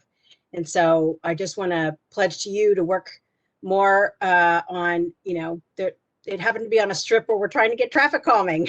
So, it was one of those things where, we just had this conversation with Dot last night about the fact that the council was kind of unified on this issue of traffic calming, and we definitely need to do that for the safety of our solid waste workers. And I was pleased to know from Yvonne Moore Jackson that he's doing okay, but I'm sorry that it happened. And I know the solid waste workers have really been through a lot during the pandemic. So I appreciate everything that they do. I don't see our colleague Glover, Councilman Glover here. So I guess I'll ask this question. One of the big issues has been with our workers, but also with the haulers, and maybe one of my colleagues was going to ask this, is that there are long wait times to be able to dump in Quarantine or Northwest or some of our other places. And so that actually, from a hauler's perspective, could actually, they're going to dump in the alley if they have to wait 4 hours. And then for our solid waste workers, they end up missing, recitals and family time and all of that because they're waiting to take in the trash. What are going to be the solutions to that problem? One, I would imagine, is lowering our waste stream. We also want to close the incinerator. So I know that you're working on that. But there's got to be some other solutions out there to either expand some of our transfer stations to actually take that. Longer term, obviously, is lowering the waste stream. So can you talk a little bit about that? Thank you for the question. That's an excellent question. And just going to our landfill and going to some of our facilities, and just looking at our transfer station, there's some challenges, as you know. Many of them needs improvement, expanded. As we expand these programs, we have to make sure that we expand the facilities that support it. And at transfer station, I think I counted 7 stalls for folks to back up and dump, and they have to hand remove from the truck. There's not any lifts on those trucks, and it could take up to 5 or 10 minutes to get rid of that debris. We have to look holistically, at our assets and say, as we expand these programs, how do we support them from the asset base? And so I think that's the strategy. I don't know if I have the answer to you because I'm still learning the city. But I know that that we will have to improve some as we continue to improve and expand these programs. We have to look at our facilities and see are do they have the capacity to hold that, and where they don't, what are those alternatives? And so for the you know for the drop off program, another one that is a very excellent and great program, and we've seen a lot of participation. That's why the waits are so long. How do we find our strategies to do that? And that's something that again we have to continue to look at and find better solutions. And I don't know if Yvonne has anything to add to that around any alternatives or anything. Yvonne, I'll turn it over to you if you want to add anything. No, I don't have anything to add. I think you answered perfectly. Thank you. Thank you. I think a lot of us would be interested in working with you on that, particularly around lowering the waste stream. I have a couple of things that I'll be working on as well in terms of the bottle can deposit and also some deconstruction legislation. So a really detailed question, and maybe you'll be changing these indicators as you move forward since you're new. But on page 256 of the budget book, under service 661, sorry, let me just face you here so you can hear me. And put on my glasses. It talks about percentage of services escalated. What is that indicator? Is that escalated because one of us as the council members have said, hey, this didn't get addressed yet? Or is this something different? I don't know what that means. Yvonne, it looks like it's in the public right-of-way cleaning session. Yes. If you could you answer that question, please? Yes.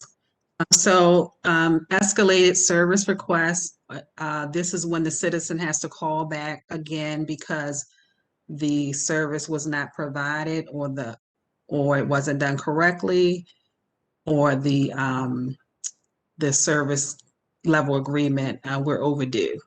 So they make a service request, it's not completed or not completed on time, so they have to call back. Those service requests are then escalated so that we know that this is a priority from the citizen. Okay, so that's when the citizen has to call back 311, not necessarily when you get an email from us saying, hey, you know, no, okay. No, it's not that. Okay, all right. Yeah, because right, that makes sense.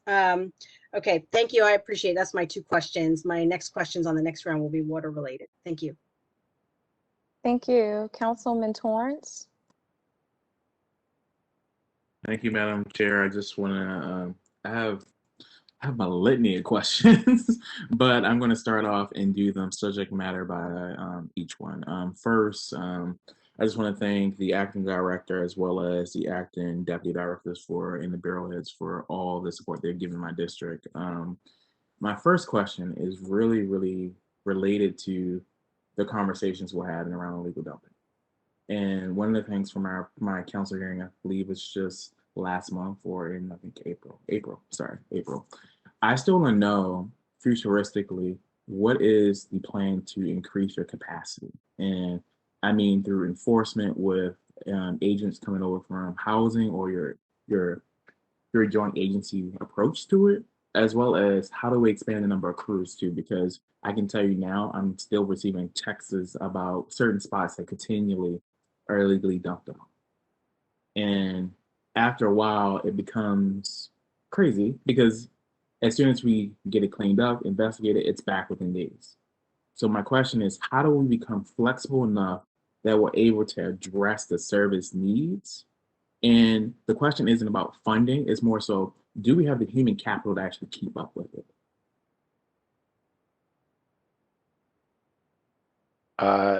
Thank you, Councilmember Torrance, for that question. That's an excellent question. As you know, Public Works is a portion of the illegal dumping equation, where the cleanup crew, if you will, after the call is taken and potentially inspection. I can tell you that we've been working with the city administrator who has been pulled in many of these agencies that are impacted by providing these services. And we're working with him and he's leading us to develop a comprehensive assessment of it and a plan forward, not just looking at you know, just us picking up trash, looking at how we intake, how we assess, and then how we communicate to pick up dumping. So it's process, it's communication, and then it's follow through. So we're working on that now through the administration. It's not just Public Works. There's other departments there with us, and we're excited about looking at and doing that work, and I'm excited about being in the team to help support them and bringing ideas that I have from Oakland, but also an experience that we have from the DPW team to do that. But it's a collective effort because, as you know, it involved many departments in that effort. So, Director, as a follow-up, I'm troubled because solid waste is general fund dependent. And that means that portion of your agency will be eligible for cuts. So I'm frustrated because I get it being comprehensive, being coordinated, but how do we protect something that's basically I'll put it this way. You are the arms of the city, right? And if we keep cutting off our arms or cutting off portions of our limb, how do we address the needs of our citizens? Because publicly, they see the trash every day. And as a person who's worked in DPW as a fellow, I think we need to start thinking more strategically about how do we increase your human capital, and the fact that we need to start thinking about moving forward with how do we address it. So the questions I've had is not only funding related, because finance is going to tell me you're funded at the service level, but the question is, do you have the human capital? And what I want to see from you guys moving forward is having conversations about what does that human capital look like? Because at the end of the day, there are residents who need jobs in this city, and this is a recurring problem that we can use bodies that we know are available to address it, no matter what their criminal background is, their education level. This is something as simple as 1 + 1 is 2. So I just want to know, moving forward, what does that capacity level look like, and an honest assessment of where it is. And be honest with you, Councilmember Torres, and I did some of this work in Oakland. You can throw a ton of human capital at something, but if the process and the procedures, right, are not tight, you won't get the return on investment on that human capital, right? And so, in my work in the past, one of the things that we've done, and then I think that in support Administrator Shorter, is really understanding that process, so that as we look at our current assets and our human capital, and even potentially more, we actually know, what that process is, what our folks are doing, is that process efficient? Just by sometimes making your process 30% more efficient, you can get 30% more outcome without even additional staffing, right? And so I think you have to have one with the other, really assessing those processes and procedures where we can get better, how we can communicate better, how do we intake, how do we deploy our current. And then as we have a strong foundation in process and communication, then if we have the need to build more human resources on top of that, then we will even get even more outcome. So I think that work either has to be done first or in parallel, but I don't think one happens without the other one, without being as efficient and effective as possible. And we have to really truly understand that processes. And I can't do that by myself in Public Works because we have a team of other departments doing that with us, right? 311, enforcement and other folks. And so it as we pull that together and understand that process, I think potentially we can get a quick return on the current investment that we have in our capital resources, and then we can begin to assess what those additional resources are. And I think that's what we're doing as a collective, as a team. But I don't think one happens without the other. At least that has been my prior experience.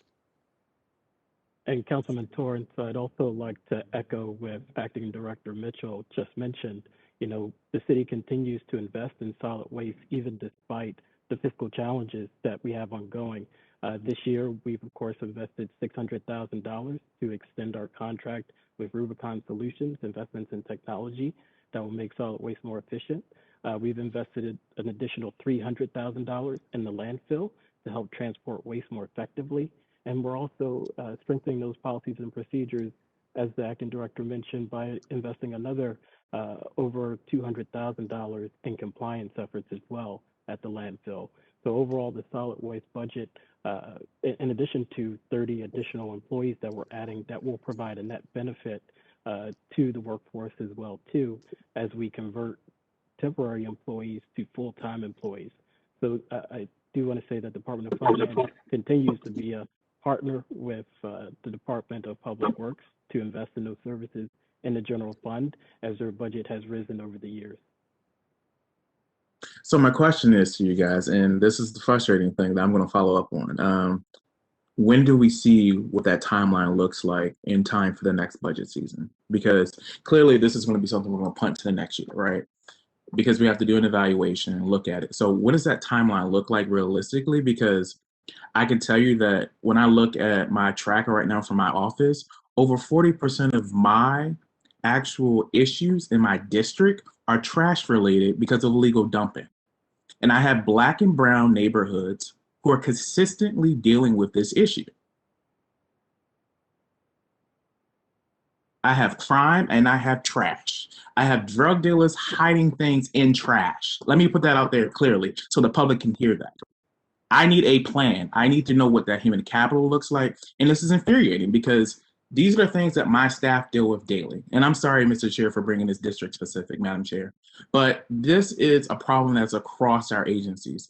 And from my experience from being a staff person in DPW and understanding this, this doesn't look like real investment. Councilman Chris Shorter here. Let me say, I appreciate your frustration. And no, you will not have to wait until next budget season. We'll work directly with your office and other offices for those of your colleagues who have also raised the same issues to make sure that we're clear moving forward about how we can deal with loose litter, but also how we could deal with the business, the process improvements associated with the engagement between housing, DPW, and 311. And so when it comes to illegal dumping, there's as Acting Director Mitchell mentioned, there is a business process that we want to make sure we get right. And once we get that process right, then we can build the staff and build the capacity. But that does not stretch into next budget season. That is a real-time concern, and you will receive a real-time action plan around how we can resolve for that concern. That is both, again, loose litter and the illegal dumping, more bulky trash that we see littering our streets. Thank you. And my frustration is not with staff, it's just with the fact that this has been an issue since I lived in Baltimore. I'm 34, this has been an issue. So like, it's frustrating because it's the same issue that we see recurring. So my frustration is not with staff. I just want to make sure that's clear for the public. The issue is there needs to be urgency around fixing this. And that's where I want to underline it, because I see in other jurisdictions that they have enforcement and cleanup in the same agencies in other counties, right? Large counties such as we do, such as Montgomery County and Prince George's County. So I see the efficiencies in other areas of the state, but why are we here different? So I'm just wondering, how do we get there? How do we learn the best practices? And I'm trusting the administrator's office as well as DPW, because you're new and you're fresh ideas. We got to move the needle, because right now, this needs a commitment from leadership to just move it. Because at the end of the day, it's the middle managers that run our agencies. So leadership needs to start evaluating our middle managers and how we move the needle. Because at the end of the day, it's frustrating. Because when I have residents who don't know that.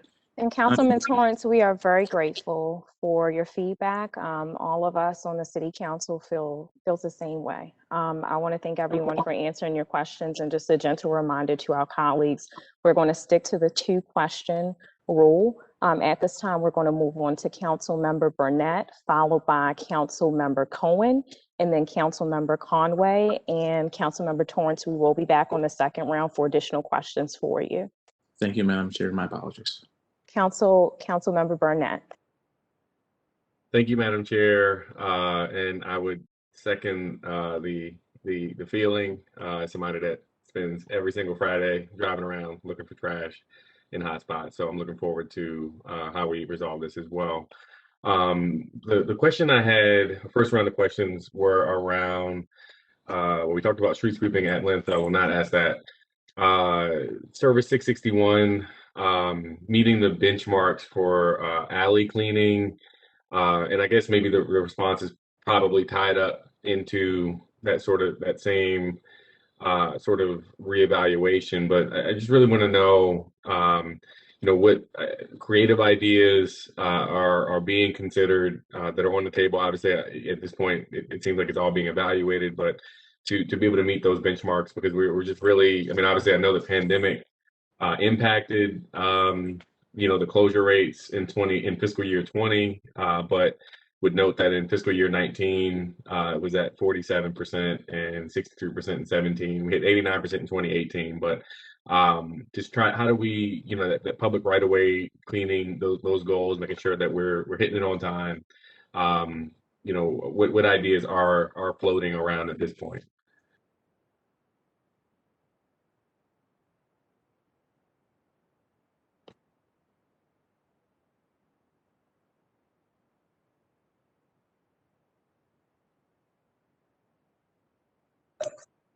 Sorry, this is Jason, Acting Director.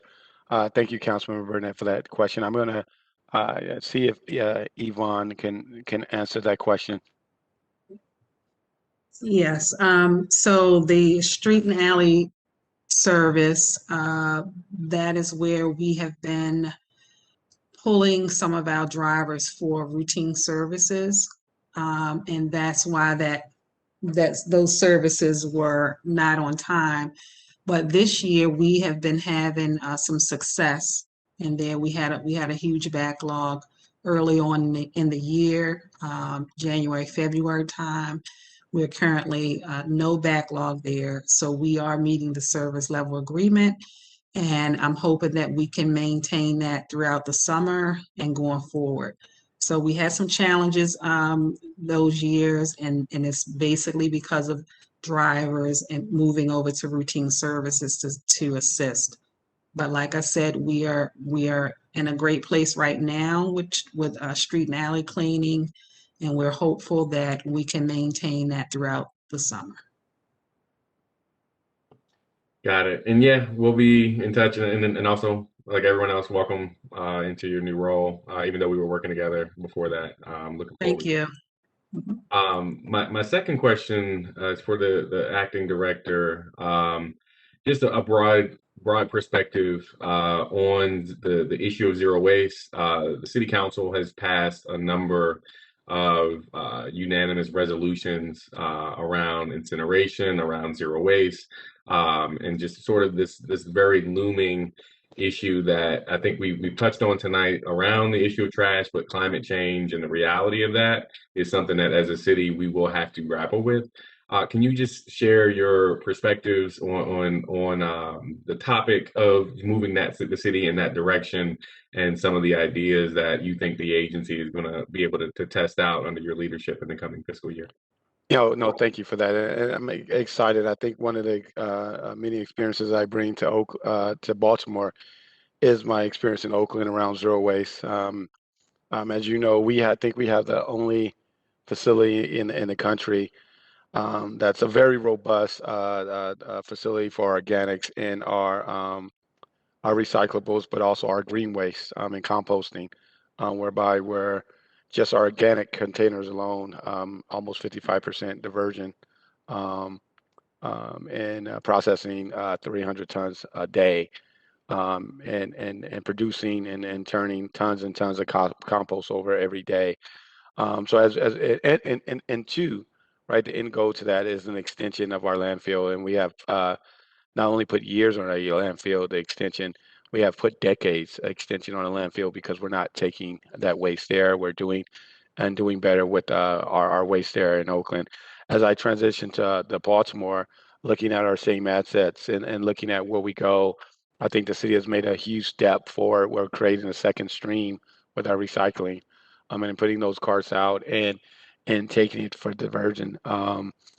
So that's the first step forward. So the next step forward is then beginning to look at our facilities and looking at our equipment, how we're picking up waste and then where our next step at, right, is. Is that a better processing so that we can pull more out that waste stream? Is it green waste and composting?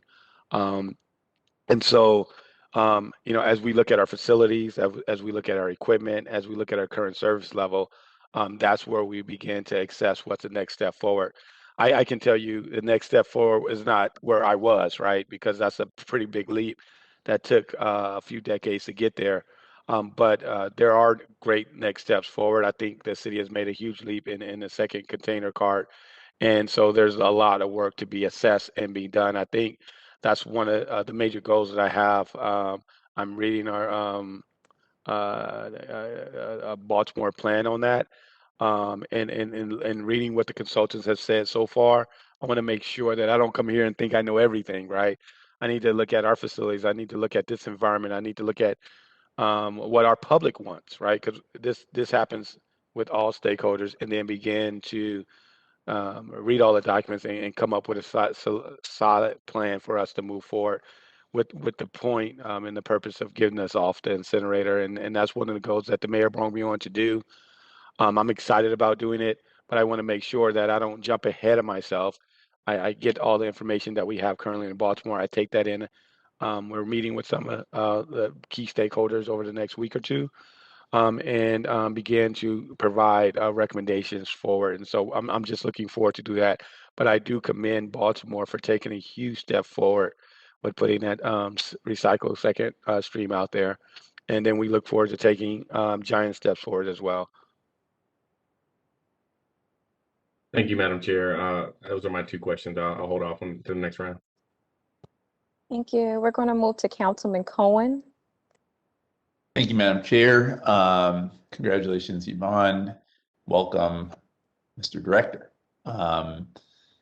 So last year, Councilmember Schleifer and myself pushed really hard on the administration to raise wages for our frontline sanitation workers.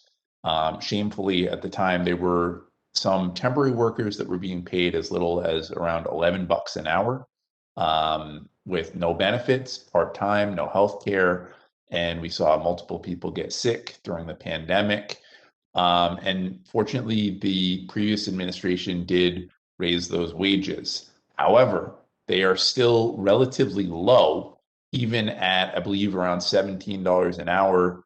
Tell me if I'm wrong, Itzy. But still, we are underpaying that workforce when we look at comparables around the country. So would love to know your thoughts on paying our frontline people better. They're out there, they're cleaning up our garbage, quite literally. They deserve to be paid better. Your thoughts on that? Thank you for that question. That's an excellent question. I believe that we want to look at a holistic approach with our employees, whether that's compensation, right? Whether that's our fringe packet, whether that's how we train and develop our staff, right? When I look at, to your point, and some of the great work that folks have done to get us where we're at, continue to do that, right? Continue to look at all those components and figuring out the step forward. What you want in a competitive workforce, right? An employee that's number one, trained, right? An employee that's number two, that's given the resources to do the job. Number three, that has a compensation packet that fits the work that they do. And so as we go forward, we definitely have to look at that. And we definitely have to assess where are with those things at, and then we have to figure out where we go forward. And so, that's, I think, the good work of many people to get that done, and you as well. And I think we got to continue to do that work. We have to make sure that we're competitive, but we also have to make sure, more importantly, that we're developing and training and continue to give opportunities to our internal workforce. Yeah, and you noted this actually earlier, but I would just state that this is a homegrown workforce for the most part. That part of DPW, more than I want to say almost any other city agency, I think, consists of Baltimoreans. So we're really, when we're paying a fair living wage to people, we're putting money back into our own economy and supporting the well-being of our own in this city, and we really should be doing that. My second question, I'm going to echo just some of the passion of Councilmember Torrance and just the need for urgency. The council just raised fees on illegal dumping from $500 to $1,000. I put in that bill, and honestly, I don't even like increasing fines as policy, but we are just so deeply frustrated by the amount of illegal dumping that it feels like we as a city really need to send a clear signal that it's unacceptable. And I think you were mentioning earlier, Director, just the need for systems. I would just say, and I think Councilmember Torrance really said it right, the systems are broken right now. Like, they are just not working. We have a massive backlog. It's inefficient. And so I've said this to you, I've said this to Director Shorter, Administrator Shorter, but again, I'm going to echo Councilmember Torrance in saying that the fragmented, disconnected, having housing inspectors do the ticketing and enforcement on illegal dumping just isn't working. We've recommended that function go back into your agency. So would love your thoughts on the record of moving enforcement back into DPW so that it can be a more efficient one-stop shop. When someone does that 311, the people that show up are able to issue the citation and get the work done. Thank you for that excellent question. And I think I go back to Administrator Shorter, and that we're doing that work in real time to assess our processes, to look at it and see where it makes sense. I don't want to come in and say something should be this or not, right? We have to do that work. We have to look at our processes, and we have to figure out the approach to illegal dumping. So I always look at and we looked at it in my past, what we call the 3 AEs. Eradication, picking up the process that you're just talking about now. Enforcement is a second E, another process, right? How do we get those right? And Administrator Shorter is working in real time on that with his team. But the other E, and I'm going to go to Councilmember Middleton, is education, right? Because that's where the behavior change, right? I always say we can pick up, we can pick up, we can pick up, we can pick up. And I'm hearing that we've been picking up for decades. How do we change the behavior for the long term? And that's where the key investment is. As much investment we're putting in enforcement and eradication, we have to put the same effort into education. I'm gonna use an example that I've used in the past or at seminars that I went. 30 years ago, about 14% of the people wore seatbelts in America. 35 years, right? There's a campaign that everybody knows: click it and ticket. It still's on your highways, byways, and you see it everywhere you go. Now you have an exact opposite. About 14%, 11%, I think it is now, of people that actually doesn't wear a seatbelt when they get in a car. Everybody has been trained, and it's been an ongoing education program for 35 years. Baltimore has to get back to that education. We are a charm city. Public Works can help. Enforcement can help. Housing can help. But we need all 600,000 residents to do this well, right? It takes all of us on this call. It takes our public, and that's where real education. So I do think that we do have to put an emphasis on the enforcement and eradication, but without that education piece and a prolonged piece, so that we can train and that we can reprogram our public, so that we get all 1.2 million hands out there helping with this solution. Um, that's when we're going to see the change that we need in Baltimore. And so as we do look at those E, I want that and Councilmember Middleton said it very well, that education E has to be in that discussion going forward. And so I thank you, Councilmember Cohen, because I think that's a great opportunity. And I think Administrator Shorter is working on those two E's right now as we speak with our team in real time, as mentioned earlier. Excellent. Look, I totally agree as a former educator myself that education has to be key for anything within our city. And I would just say that there are some bad actors, some of whom do not even live in Baltimore, who use our neighborhoods as a dumping ground. And for those folks, we can educate until the sky is blue, but I think they need to face a serious financial penalty. You need the enforcement workforce to be able to get it done. And we need to get stuff cleaned up quickly for our communities so that we're not constantly being dumped on. Thank you, and thank you, Madam Chair. Thank you. Councilman Conway?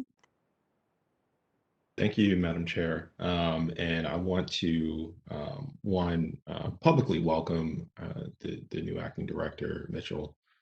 Welcome. I know we had a chance to meet very early on. I want to thank you for coming out to one of my community meetings, volunteer events a couple of weeks back. We just met. You came out literally that weekend just on a whim. So clearly the work ethic is there, and really looking forward to working with you. And Yvonne, we worked together for a number of years, so really excited to work with you in this new capacity. And I know you'll do a great job. You did then, and I'm sure you will going forward. The first question I have is about voiding up vacants. And so the budget includes $1.2 million in community development block grant funds to provide for the cleaning and boarding of vacant housing in targeted neighborhoods. I was wondering, what are the targeted neighborhoods, and how far does that funding go in addressing the issues that we know we have with vacants? Thank you for that question, Councilmember Conway. I'm going to defer to Yvonne Moore Jackson to give us some information on our property management unit.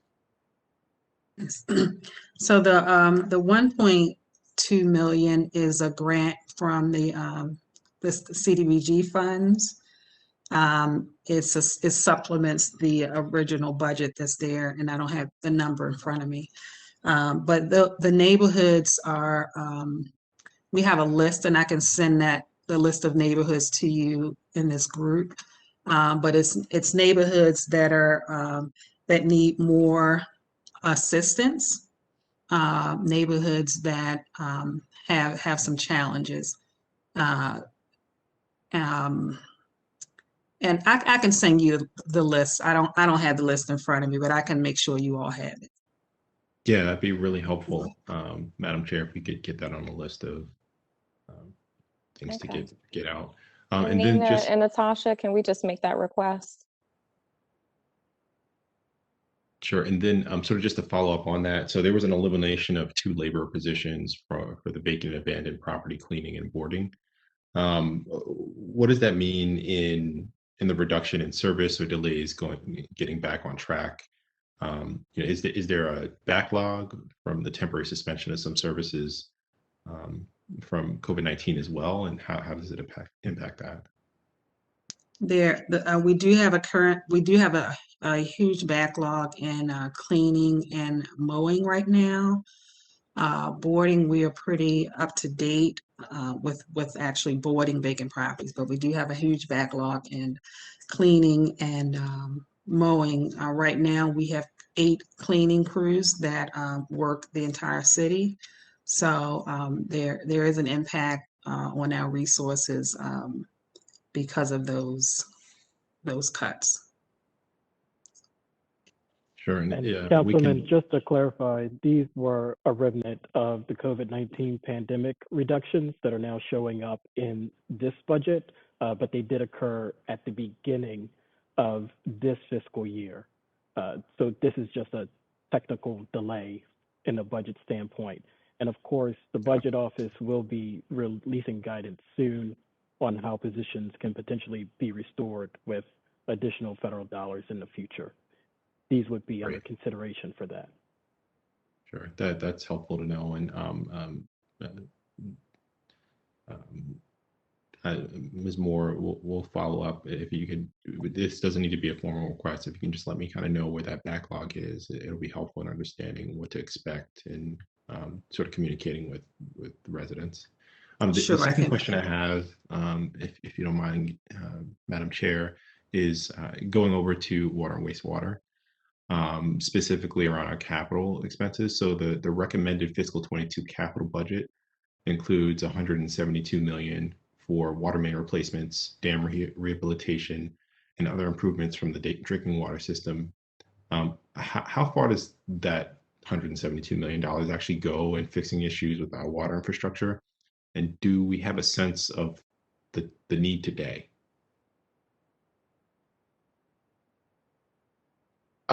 Thank you for that question. We have Yosef, our acting bureau chief over the water and wastewater. I'll allow him to answer that question. Thank you. Thank you for the question, Councilman Conway.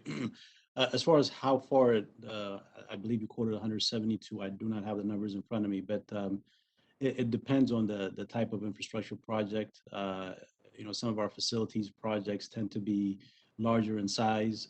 For instance, the tanks, Druid tanks, as well as Ashburton. Each of them are around that figure.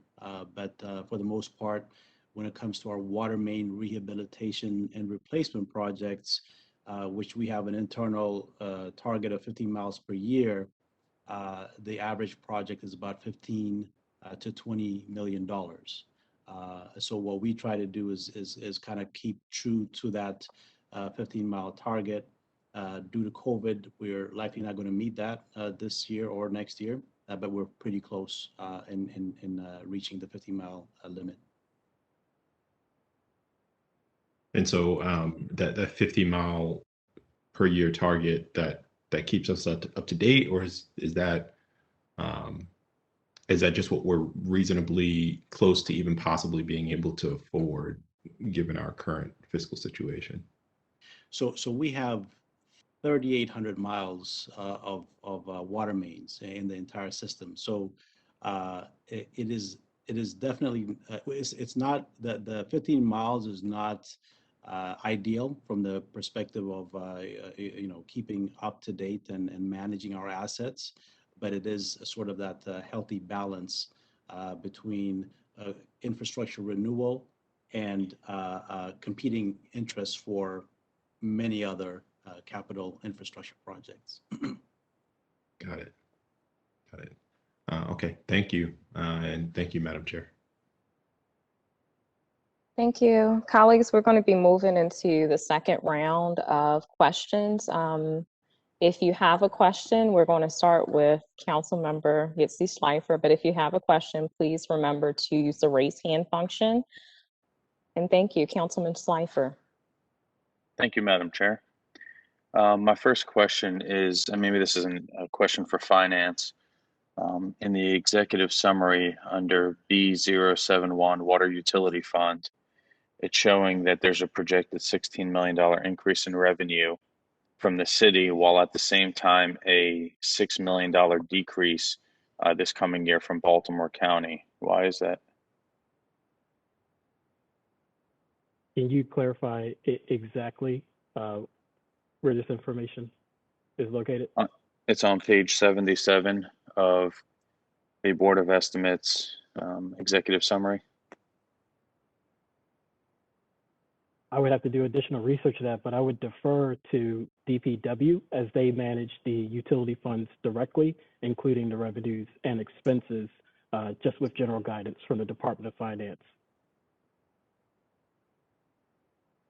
Thank you for that. I'm going to hand this off to Troy Bogdan, our Department of Public Works Chief Financial Officer, to answer that question.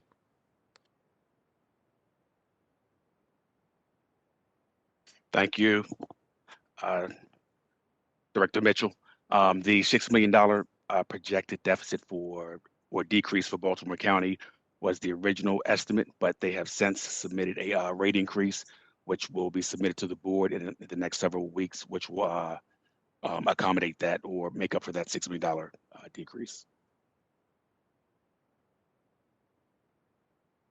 Okay, so that doesn't actually, okay. So then why in fiscal year, let's just go back for a second on that same page. In fiscal year 20, the actuals for the city were 132 million and the county was, hold on.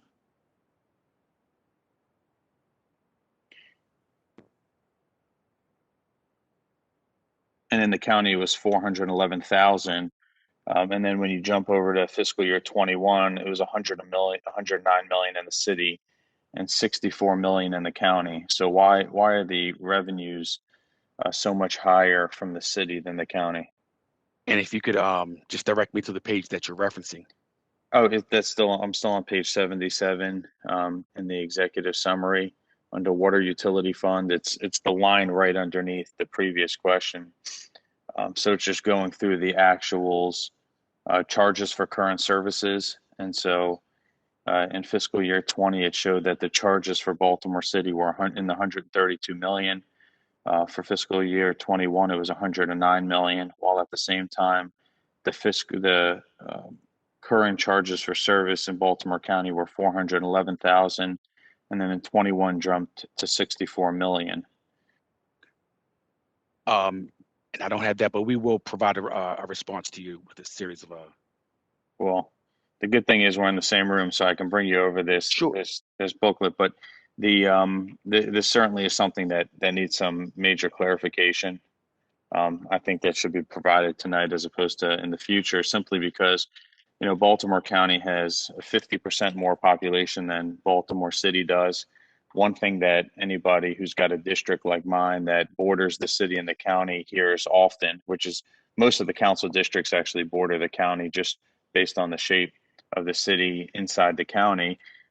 We hear all the time that water is cheaper in the county than in the city, whereas we're told that, you know, being that it's an enterprise fund, all ratepayers have to pay the same amount. And so this is definitely something that needs significant clarification. But I will bring this over to you. And Madam Chair, if we can go to the next person and then come back to me once we can get some clarity on this. Sure. And the next person is going to be me. My question is centered around urban agricultural development. I just want to know, what is DPW's role in providing technical assistance around controlling and preventing soil erosion?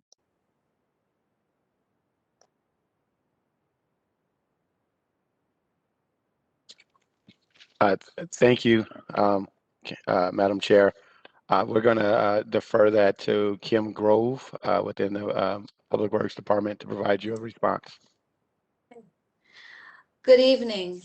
So my office is responsible for the regulatory authority for approving plans related to erosion and sediment control.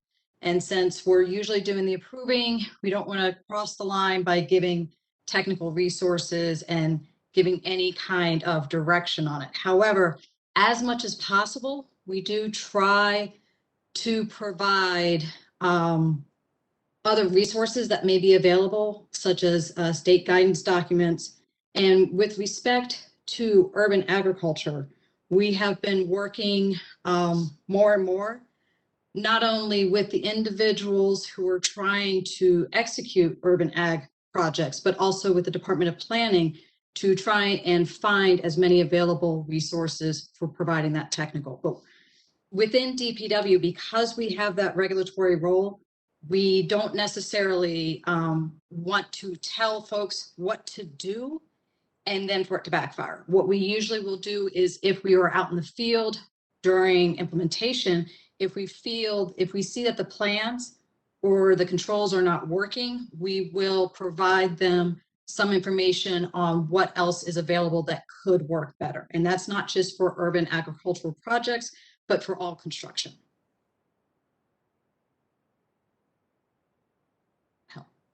Thank you, Ms. Grove. Can you tell me what service level within DPW's budget does that function of soil conservation fall under? It's not soil conservation. It is the delegated authority for stormwater management and erosion sediment control, and that is under Service 674, specifically Activity 9, which includes the plans review and inspection section that has that delegated authority for stormwater management and erosion sediment control, as well as the responsibility of executing, of acting as the department's representative for approving wet utility connections. Thank you. That answers my question. Thank you so much. And we're not going to circle right back to Councilman Schleifer. We're going to go to Vice President Middleton if you have any additional questions. I'm fine at this time. Thank you. Councilwoman Ramos. Thank you, Madam Chair. Talking about water, I'm wondering, is Director Garbark still on?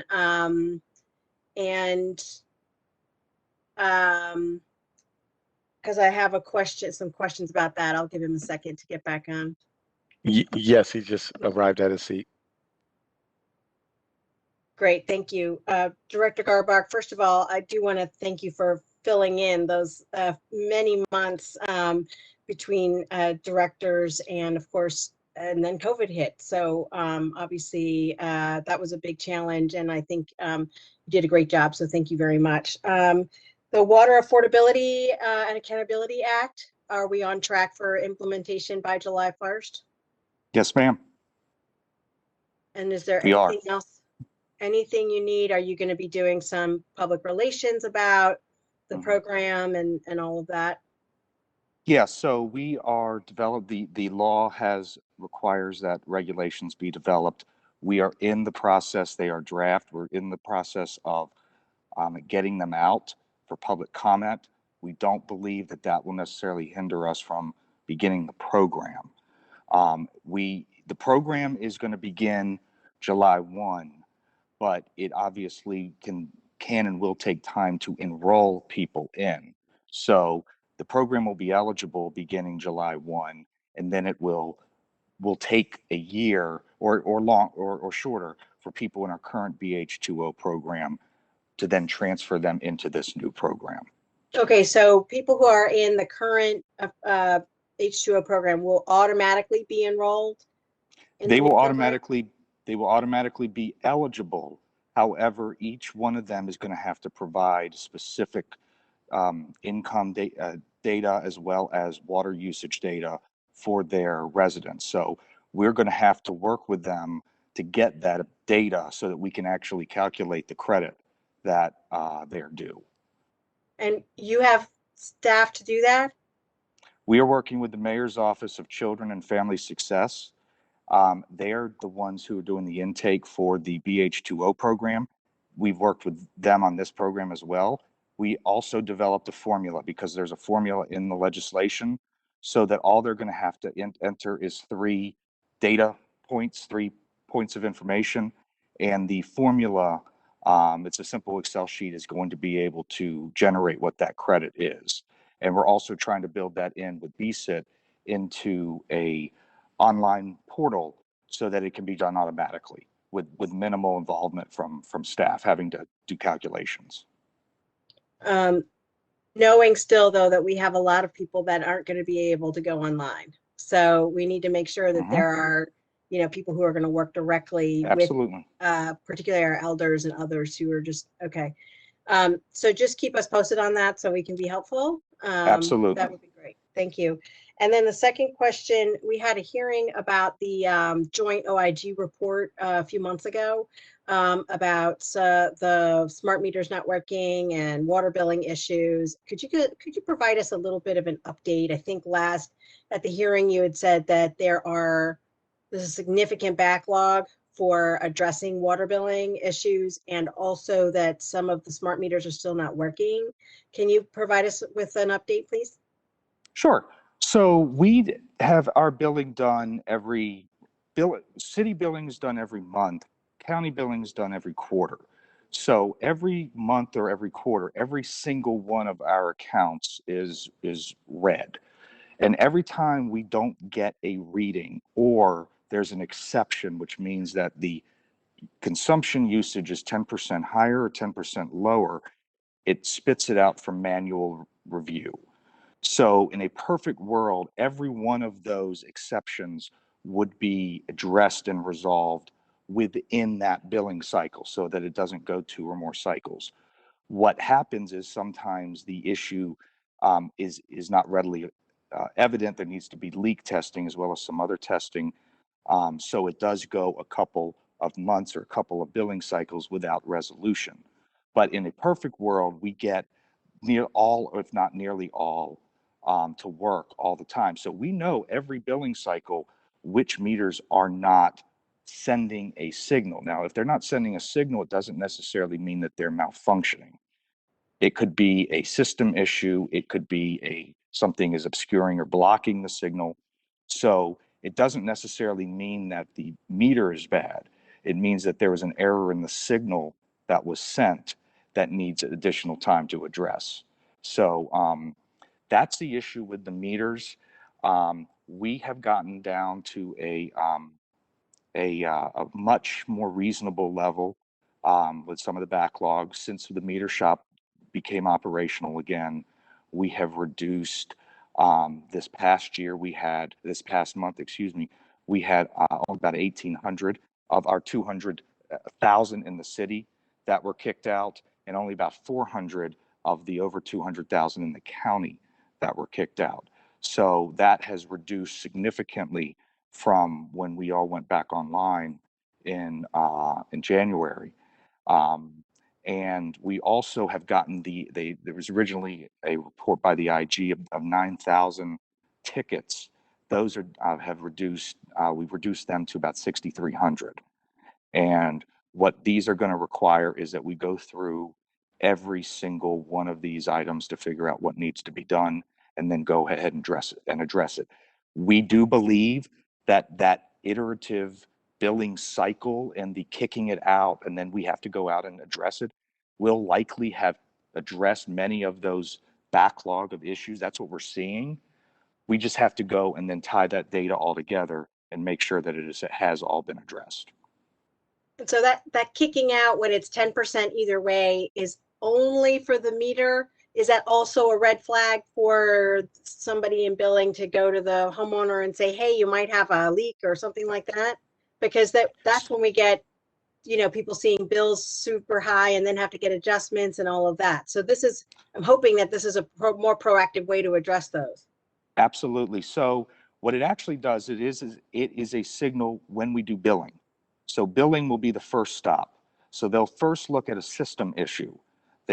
There's a whole set of things that the technician, the customer service technician will look at. One of them includes going into the UMAX system and seeing if there's actual flow and a spike, which will indicate that there is a leak from the last billing cycle.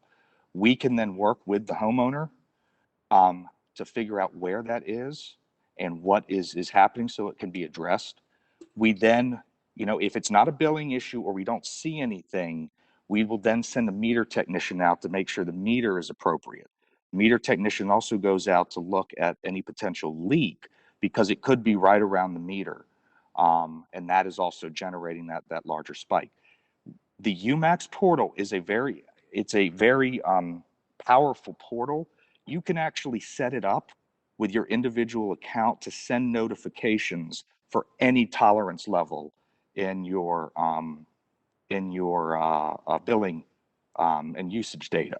So it is a system that we encourage everyone to take advantage of, to enroll in, and it's real-time data about all the water that you consume. So this is somebody can just, enroll and see their billing online, and that's how they can see what's going on. Okay. Yeah, I appreciate that. And I know that we've sent some more water bills to the escalation unit that I think Ms. Curtis is substituting in, and she's doing, her and the team are doing a great job. But I know that they don't want to do all that all the time. So having a proactive way of addressing it is going to be better. So I look forward to more updates on that. And thank you very much for your time. Thank you, Madam Chair. Thank you. We're going to move back to Councilman Torrance. Thank you, Madam Chair. I'm going to shift my questions to about water billing. Also, another issue that my office deals with a lot, and my questions with water billing is very much customer service focused, right? It goes back to that question about capacity again. Because I've had persons who reached out and there are like 2 or 3 persons that I've seen from just escalations that are actually handling it. So my question is, how many current staff do we have with dealing with resolving residents' issues? And ideally, from the last hearing that we had, I think they said that we needed at least 9 staff persons to at least be caught up in the backlog of that. So where are we with that? Thank you.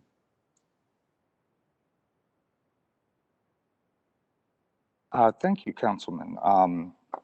No, that's a great question. And so we have in our customer service and support division, we have a couple of different units. We have the meter shop, which has sort of been its own initiative out here. We then have our call center, we have our billing center, we have our administrative center, and our escalations area. Just a few of the many different areas. We have over 100 folks in total just in those particular areas. So on paper, the staff we have quite a few staff members on paper, that is. But obviously the complexity and the issues with some bills, as well as with some leak detection and some other issues, that isn't the same across all of the staff. So some have more capacity and more understanding of that than others. So a lot of it is a training issue. And a lot of it also is sort of a customer service template and an understanding of the same terminology, the same sort of diagnostic type approach. The way our customer service representatives are supposed to help address an issue is they're supposed to sort of run down a number of tests that a customer can do to see if there's an issue with their leak or their bill or anything like that. That doesn't always happen, and it hasn't been verified and it hasn't been tracked. So having management review that, enforce that, make sure that that list of things is done is critical to making sure that we get back to the basic customer service level to address that. Thank you for that answer. But here's my question. Where's the investment in training and compliance? Because management is management, but where is the investment in training and compliance? And I just want to be clear, like, where is it? Sure. No, I get it. What we've done with the meter shop, and it has worked very well, is we didn't necessarily develop new training. We utilized existing staff to sort of train other staff. We did and required shadowing. We required ride-alongs. We required just almost like drilling the same thing day after day after day after day, working with knowledgeable people, identifying people who can train others, and then using that day after day.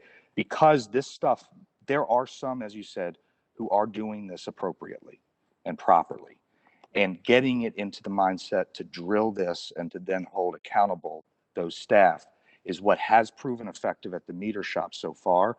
We're thinking something similar could happen with the customer service and billing staff. Thank you, but that really didn't answer the question about where's the investment in it. And I just want to know, like, here's the question. So I hear you about just the meter staff. That's great and all, because we know there's a whole system of issues with just getting that backlog down. But in terms of, I've called, I've reached out to someone, my issue is still not resolved. It's November. I started this in November, it's now June. That's a large backlog. In the hearing, you were transparent about having 9 staff persons. The question is, where are we in that investment? Where are we in the actual training? Because I hear it, but where's the timeline for it? Because residents are frustrated. This is again, and I'm sorry, Madam Chair, when are we going to get to Nordstrom's customer service? And I'm just being clear, like, we're wrong, but when are we going to get to Nordstrom's customer service and start training people to get there? I exactly hear what you're saying. It's something Director Bitchell and I share. The issues themselves are complex. So for a lot of these matters that have to be solved, we have to actually understand what the issue is before actually solving it and getting back. So that's why some of these things have lingered longer than they should have. But that's something that we just need to manage on a case by case basis and just drive timelines and just updates and communication so that people know where something is and when it is. And I think that will give us that step in that positive direction. But these issues can be very, very complex, but just keeping the customer informed of that complexity and understanding of that is really a critical step, and that doesn't require much investment. Thank you, Madam Chair. I yield back to you. I have follow-up questions, but I don't want to belabor it for the others. We'll come back to you. Councilwoman Porter? Yes, thank you so much, Madam Chair. I had one question for director, the new director, excuse me. Can you talk with me about your strategies for procurement for nonprofits and community-based organizations to contract with DPW? Particularly, I know there are many organizations throughout the city that could be of major assistance with DPW, but some of the issues that they have run up against are with actually just procurement with the agency, and also just follow up from the agency related to how they can be of assistance to you all. So my question is, can you speak to some of the strategies whereby you're engaging small businesses and community-based organizations in the immediate operations of DPW? Thank you for that, Councilwoman Porter. Excellent question. I think over the last 4 weeks or so that I've been here, I've engaged with many stakeholders. Not as many as I could, but as I continue to sit in this seat, I will continue to engage in stakeholders. And it's not just to have the conversation, but to your point, that partnership. As we look at our CDOL, there's some partnerships that we can have in order to be able to do that program. As we look at how we deal with waste, right? How we dealing with our programs. There's a lot of partnerships that we could have. And so as I get more into this role and understand where those partnership lies, I think it's going to be very critical. Not just nonprofits, but also the education institutions and other institutions that's here in the Baltimore City area. Regarding the procurement side of the house, I mean, it's something that we're working on, right? And I don't think that's just Public Works. I think as the city as a whole, we're working on it and shoring up and continue to improve on our procurement side of the house. I've heard different challenges that have happened, again, we go to process, resources and different things of that nature that I just don't have as much footing on as of now. But I guess to your initial question, partnership is going to be critical for our success, right? And so we can't do it alone. There are people that know how to do it better than us. There are people that have better ideas. And some things are going to go very well, and some things may not. But that's what you call progress. And so I'm excited about. I'm meeting with University of Maryland, BC, Morgan State. I'm meeting with some of our environmental advocacy groups. I met with some nonprofits that can provide services that we need for our blight. So I'm continuing to engage to find out how we partnership. I'm continue to see the leverage the relationships that this council has, that our administration, our mayor has, so that that we can figure out that partnership. I can't say I know it all, right? But I'm trying to learn so that I can better leverage those resources, and that's what it's about, right? Leveraging resources, whether that's financial resources, human capital resource, someone's ideas, and to make it a better Baltimore. So that's my plan. That's been the hallmark of what I've done, and that's what I'm looking forward to doing here in Baltimore. But around the procurement challenge, I just don't have enough background as yet to really say, where we're at and how we can improve. But those are some of the things that I'm learning as I continue down this process. Sure. Thank you so much, Director Mitchell. I just want to highlight that Council President made a very good point today about in the Department of General Services hearing about really utilizing and leveraging Baltimore-based organizations, particularly as we handle some of the illegal dumping, the small haulers initiative, and also the composting initiatives. We have organizations here in Baltimore that are already doing the work. We just need to make it more beneficial and more nimble for our city government to engage with those small businesses and community-based nonprofits to really help the city, because we do have a growing environmentalism workforce and capacity that is completely underutilized. And so I just wanted to highlight that for you. And feel free to leverage council members. I know you've had many conversations with my colleagues, and so we have a great group that know our districts inside and out. So I'm pretty sure that we would be able to provide that short list of people that are actually doing the work for you to make your transition even more efficient. My next question has to do with, I'm going to follow back up with the water billing system.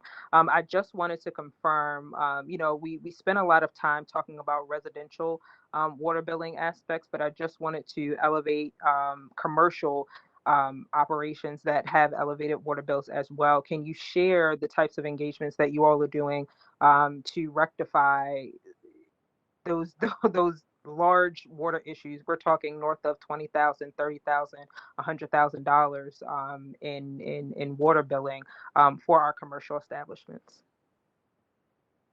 Thank you, Councilwoman. This is Matt Garbark, Deputy Director. The commercial accounts, what we've seen over the last year is sort of an inversion to a certain extent of our entire utility, where what used to be paying and using the bulk, or paying the bulk of the rates, was the commercial and industrial accounts. Now that's sort of reversed, and the entire utility was sort of on the backs of residential account holders, because so many commercial and industrial properties closed for the past year. But those that did remain open obviously have reached out about trying to address these different water billing issues. So we do have a commercial accounts unit that is specifically designed to deal with these issues. And we also bring in, especially on complex cases, the law department, because sometimes these things are so complex and no one wants to go to court or to fight over something, that we sometimes just create settlements. And the city agrees, and the commercial account holder agrees that let's just settle this at this rate or whatever. So that has been happening. And we also work with commercial account holders on payment plans. And we have the flexibility to have payment plans that extend however long. So it could be a year or 2 years, however long, that we work with our commercial accounts and all of our accounts to get them something that they can agree to and can handle as they're moving forward. The other thing is, we work with some of our more specialized commercial accounts. For example, breweries and bottling companies, they obviously use the water. They don't necessarily put that water back into the sanitary sewer. So we work with them to make sure that they have all the appropriate credits, so that we can take all of that sanitary charge off and only charge them for what they're actually using. So those are a few of the engagement concepts that we use. They can also enroll, and we encourage them to enroll in the portal so that they can see exactly how much they're using. So that helps when a building might not be occupied for a period of time or something along those lines. No, so thank you so much, Deputy Director Garbark. I should have reframed my question. I'm merely talking about erroneous billing, whereby we have commercial establishments that are known to be vacant for some time, having an incorrect meter read. And so, just echoing Councilman Torrance's sentiments before, if we can get some sort of and I call it Chick-fil-A customer service because Nordstrom's be messing up, but Chick-fil-A customer service related to recouping these funds for the city. We have a number of commercial establishments that I know have reached out to myself and my colleagues that would like to pay their water bills, but they want to be accurately assessed and proffered payment for the city. So just want to highlight that again. So much for sharing those strategies. And I yield back to you, Madam Chair.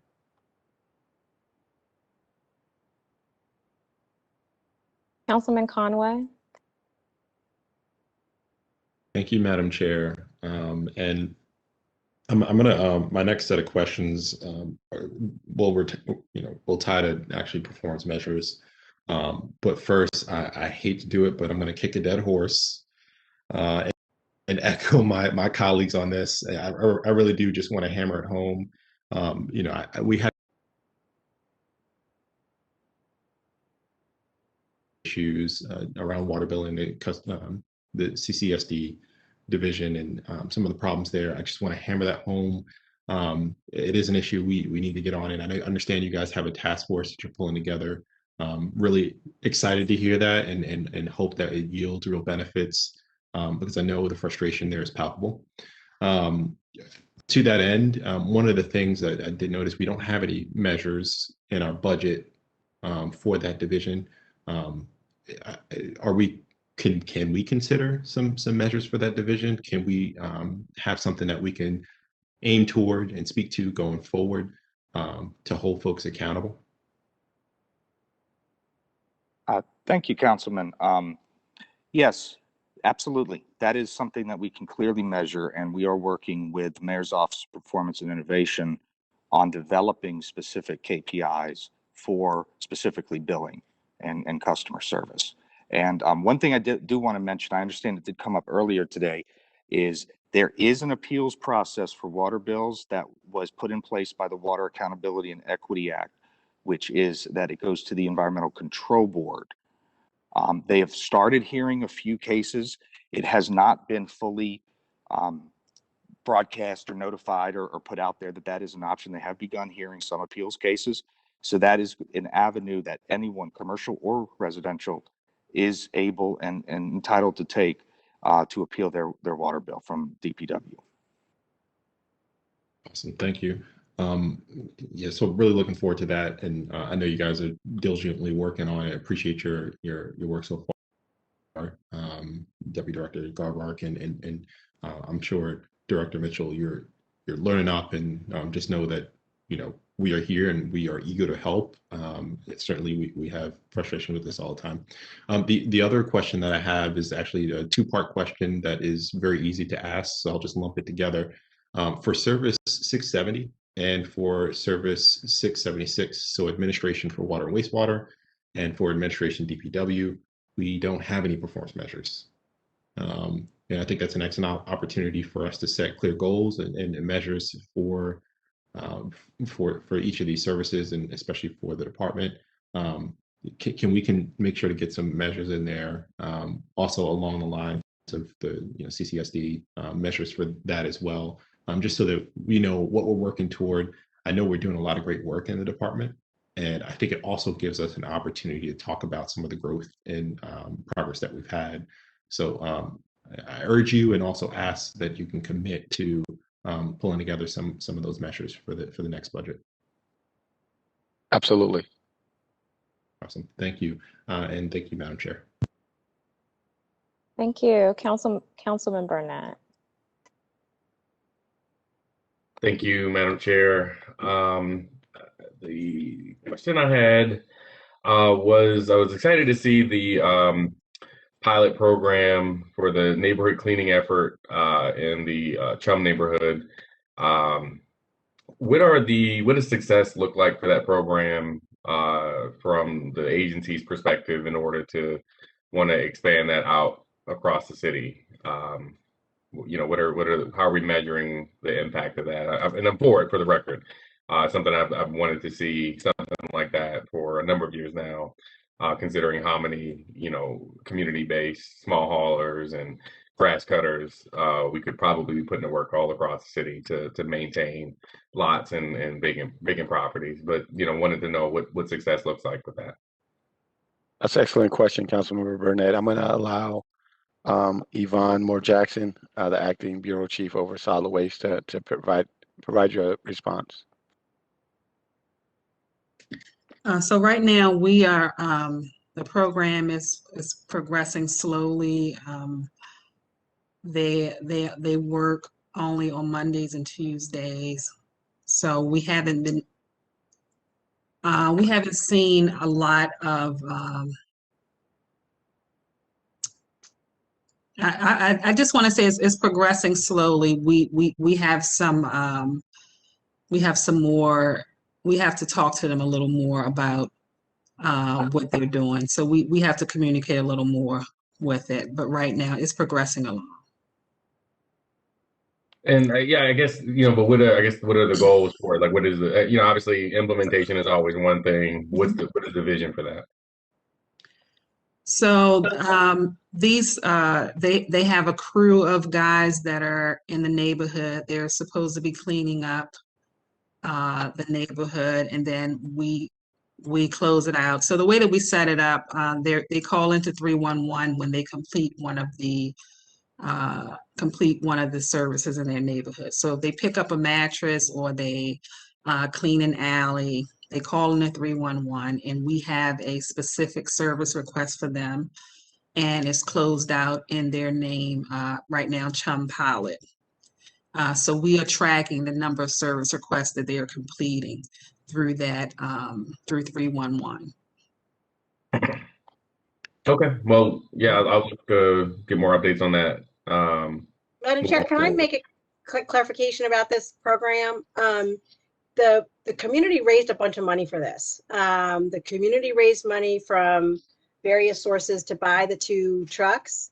And I think Ms. Moore Jackson is exactly right that initially it was, they're going to pick up some of the service requests, and then that was it. One of the things that we're now finding is that they're finding stuff that says, this is an envelope from such and such and so, and trying to get, this is exactly what the Councilman Torrance is talking about, trying to get code enforcement to enforce that and then pick it up. It's like we're seeing all of this kind of play out as we're going through it. So it's the idea was that the community could pick it up a lot quicker, but then we have the enforcement part that we want to try to do at the same time. So it's a great program. We're learning a lot, and so I just appreciate Ms. Moore Jackson and her team and the code enforcement people going through this with us, and then we will. I want to share the successes, but also know that the community raised a bunch of money to do this as well. Got it. Makes sense. And yeah, I mean, again, I know starting stuff, vision to implementation is always a challenge either way. The second question I had, I remember, I don't know if it was last fiscal year or the year before, but the agency indicated they were going to be putting together a work group to look at a little bit more creative solutions around maintaining vacant properties, particularly the mowing piece and the illegal dumping piece. Never really heard much from the committee after that, and just wanted to know if there was an update or if we could request an update on what was the outcome of that work group.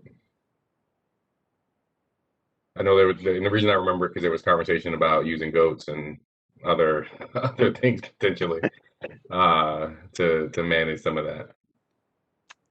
This is Acting Director Jason Mitchell. I may not have the background for that. I'm going to see if our Acting Chief Yvonne Moore Jackson may have that answer. If not, we may have to provide a response. I don't have an answer for that one.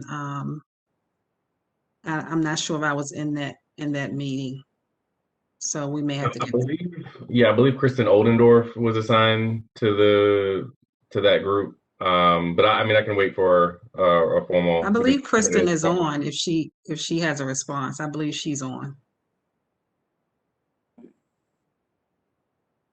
Councilman, thanks. this is, oh, I'm sorry, go ahead, Chris. Thanks. Well, I was just going to say, I think we do need to follow up. I'm not positive which this is referring to. We've had many meetings about the topic, but if it's a formal work group, I'm not positive. So I think I can jump in here. I think this is something that we may have talked about a little bit about other creative ways, and we have talked about it and we have looked into it, as Kristen said. Again, as you mentioned, Councilman, the devil's in the details. The more we looked into certain things, like for instance, the goats, it wasn't as easy or effective or whatever for some of our vacant lots. It was more so for like clearing brush to open it up. So we got into more of the details of some of these issues, and it's not as straightforward as we had thought it was, but we are talking through and we continue to talk through these things. But I don't know exactly where we stand on some new concepts and new ideas, but we can get that for you certainly. Okay. Yeah, I'll follow up on that outside of the hearing. Thank you, Madam Chair. That's all my questions I had for this round. Thank you. And thank you to Councilwoman Odette Ramos for the clarification on your first question. We're going to go back to Councilman Schleifer at this time. All right, thank you very much. So after a spirited conversation, I think where we're at right now is a need for a follow-up meeting to understand the recent history of the partnership between Baltimore City and the surrounding jurisdictions. What the budget books are showing is that water to Baltimore County residents is being sold at approximately 50% lower than it's being sold to city residents for those same units of water. So what I mean by that is if I go and water my grass and use 1 unit of water, which is 750 gallons of water, and the person up the block from me into the county uses that exact same amount watering their grass, I would have paid $3.30 for that unit, while at the same time they're paying, I think it was 2.1 for that same unit of water. And so I know there's an agreement in place between how the city versus the county, but it's my understanding that the enterprise fund requires that each person in the enterprise, every city resident, county resident, ultimately pay the same amount for that same unit of water. And so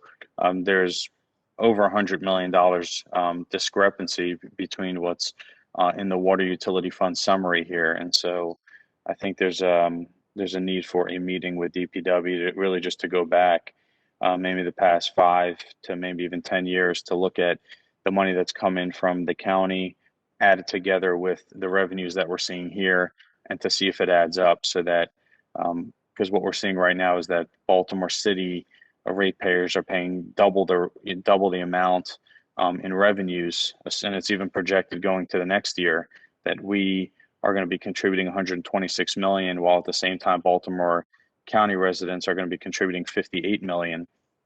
And the even more alarming reason for concern, besides that large discrepancy, is the fact that the county has 50% more 50% more people than the city does. And so that is a request of the administration to have a meeting with DPW on that.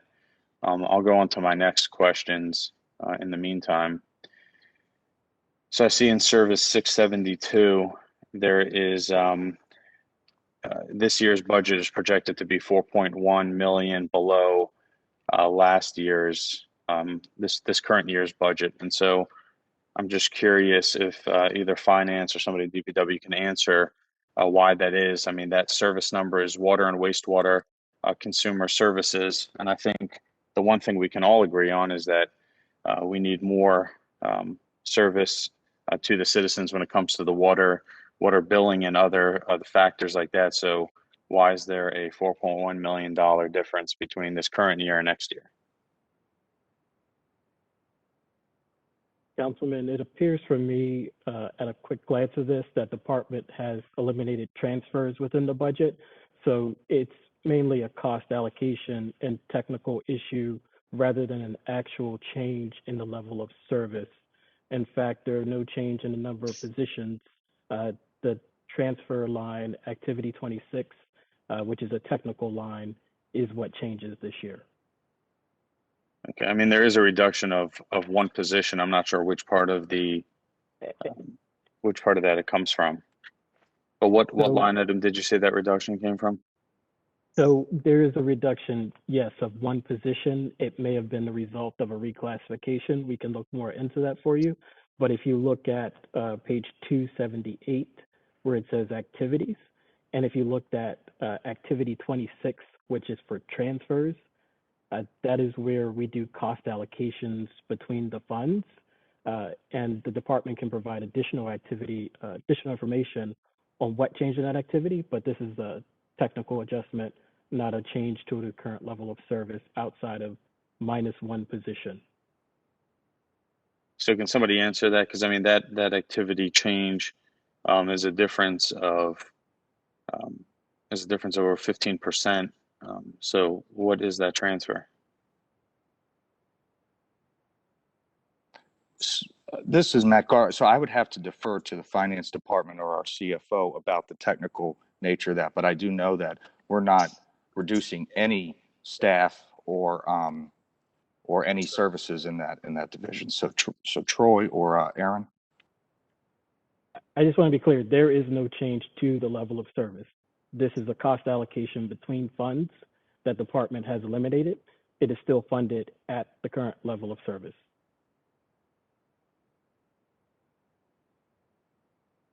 All right, so we don't know what that specific $3.8 million transfer is? We can look at the line item detail and follow up with you on where exactly those funds move between funds and how the allocation changed. But from the information presented in the budget book, this is contained within the transfer line with the exception of minus one position, and there is no change in the current level of service. All right, so I'll take that as a follow-up. And my second question is, as far as the meter reading this year, there seemed to have been a very large backlog, and for at least a portion of the year, we were told that meter readers were on leave. I'm not sure if that was paid or not paid, but can you discuss that? How many of these meter readers were on leave and how long they were on leave for? Yes, Councilman. The meter shop, I believe it's 50 to 60 people in there. I don't have the exact number. They were on administrative leave except for about 5 to 10.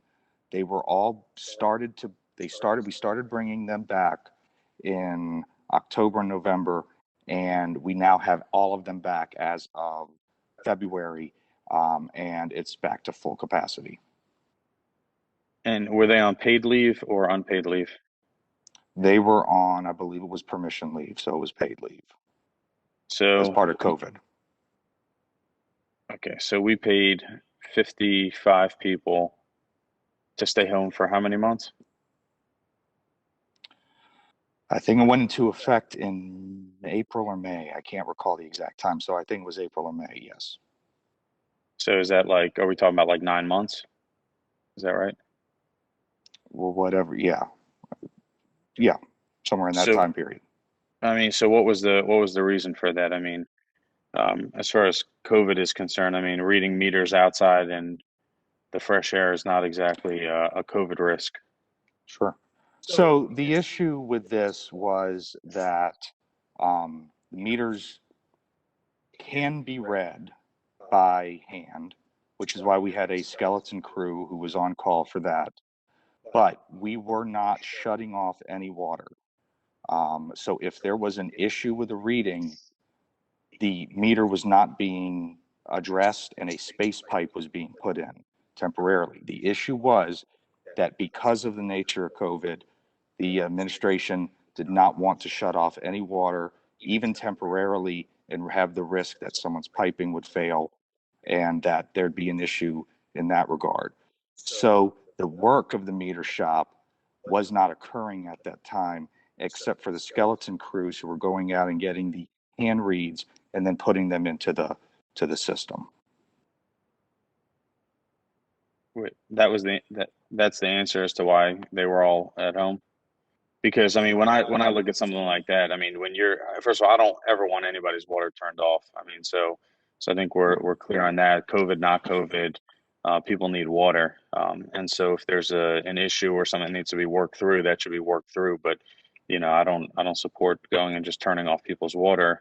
Didn't support that before COVID, but I mean, what we do know. And I see from my district, I'm sure it happens in every district, is that meters they break. Sometimes there's technical issues in them. Sometimes, a truck runs over them and smashes them. And so I saw, at least in my district, that there were meters that were broken and meters that needed service and a need for people to come out and check on that stuff. And there was a large backlog. So there's certainly a demand for those employees. And so I'm still not clear why 90% of the meter shop was paid for 9 months with taxpayer money to sit at home when there was a need for them. And if there wasn't a need for them, they should still have been working, but maybe assigned to other roles. I mean, DPW has done a good job at, when there's been a need, whether it's in trash collection or something else, you've shifted services around, and we appreciate the challenges that you've had with that. I'm sure there's people in the meter shop that could have been assigned to something else, whether it's a laborer. Maybe some of them have a CDL and could have driven, a trash truck or recycling truck. And so that can't actually be the answer. There's got to be more to that. So can you dive a little bit deeper into how Certainly. that decision was made? And So Mr. Garbark, can you make this brief? We've had about 6 questions on this topic. Thank you. Understood. Yes. If we have to replace or upgrade or address a meter, it requires shutting off water even for a temporary period of time.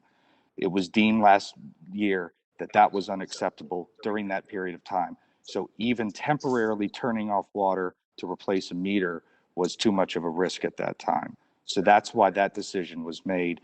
The other issues pertain to collective bargaining and other labor agreements where they can't be told to do another type of work. It has to be voluntary. So that is why there was limitation in what that unit was able to do. And you asked people if they voluntarily wanted to do something else, and they all 55 of them said no. When we asked them if they wanted to assist, and we said they needed to assist with solid waste collection, they chose and did not express interest in doing so. Thank you, Deputy Director Garbark. We will come back to Councilman Schleifer if he has any additional questions. We're going to move on to Councilwoman Ramos. Thank you, Madam Chair. In last year's budget, I noticed that there was a line item for green infrastructure to be able to try to help with dealing with runoff. I don't see that in this year's budget unless I missed it. Director Mitchell, do you have anything about that? Yes, thank you, Councilwoman Ramos. I'm going to defer that answer to Kim Grove, see if she may have an answer. If not, I'll look to our Chief Financial Officer. I'm actually going to answer with a question because we typically do not have a line item just for green infrastructure. We have maintained the same funding request for our grant program that is administered through the Chesapeake Bay Trust, so that neighborhood and NGOs can apply for funding to install green infrastructure. Otherwise, the green infrastructure projects are usually listed under capital improvement, and that's where you would find it in the budget. Okay, that's why I should have looked under capital. Sorry. Yes. Thank you. And Yeah. those are still there, and those would be under program 525. Okay, great. Thank you. And then my very last question. My predecessor passed her very last bill about pesticides, banning certain pesticides. And since we established earlier in the evening that most of the agencies also mow grass, most of the agencies will also have to implement this particular law. And I'm wondering where we are there. I would ask about my flood area, but we're good there. So I'm going to ask about I'm going to ask about the pesticides. Thank you for that question. I don't believe that Public Works use pesticides at this time to do our work. Was that the question? I may have had So to answer. DPW is already taken care of with that bill, and it's the other agencies that I need to. Okay, hey, that's great. Cool. All right. Thank you. Thank you.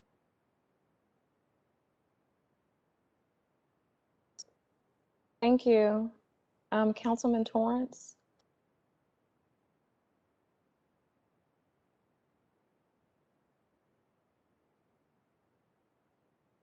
We will circle back if necessary. We're going to go back to Councilman Schleifer at this time.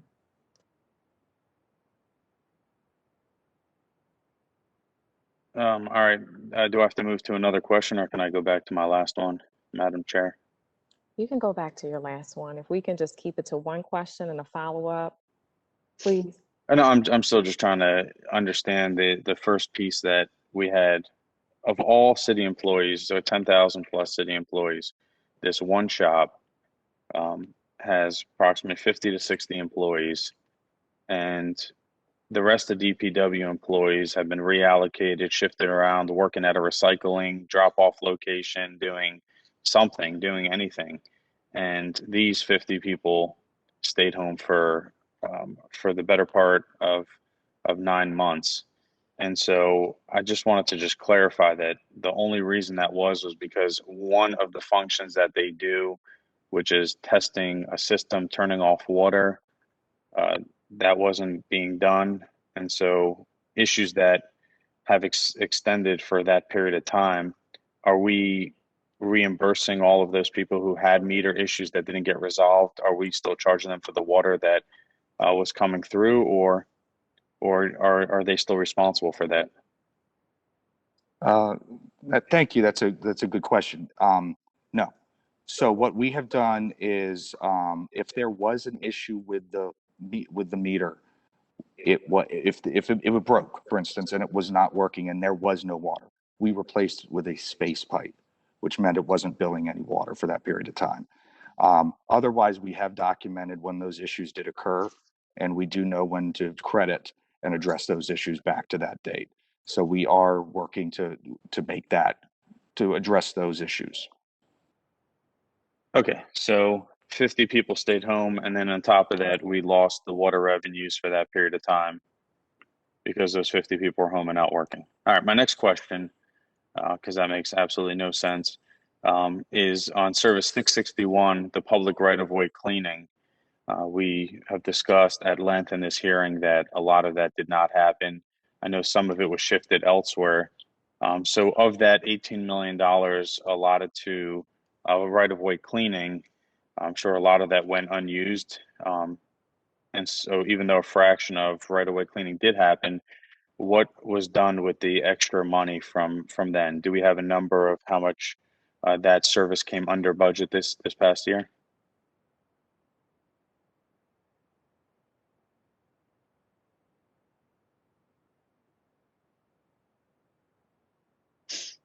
I thank you for that. That's an excellent question. I'm going to look to, our CFO, our finance director, our finance team to understand our budget to actuals. I don't have that information now, or we can provide that response if they don't have those numbers available right now, what those actual numbers were. Okay. Before you go, Director, can you hear me? Before we go, I want to take one last stab at answering this question, and then I think we're going to move on. And if the councilman has follow up, we're going to what we'll do is see if we can get something in writing, where we'll try and set up a meeting for the councilman tomorrow, so we can take this offline.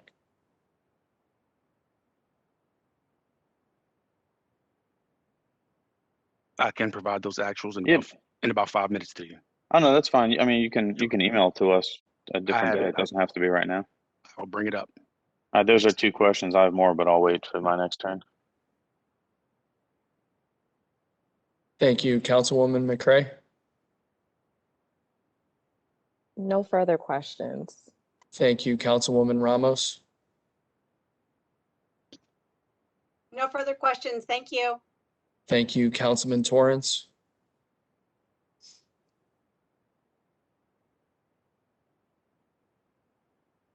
Councilman Burnett.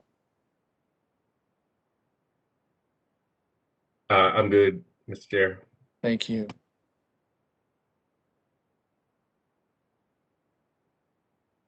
Councilwoman Porter. No further questions, Mr. Chair. Thank you. Thank you, Council President Mosby.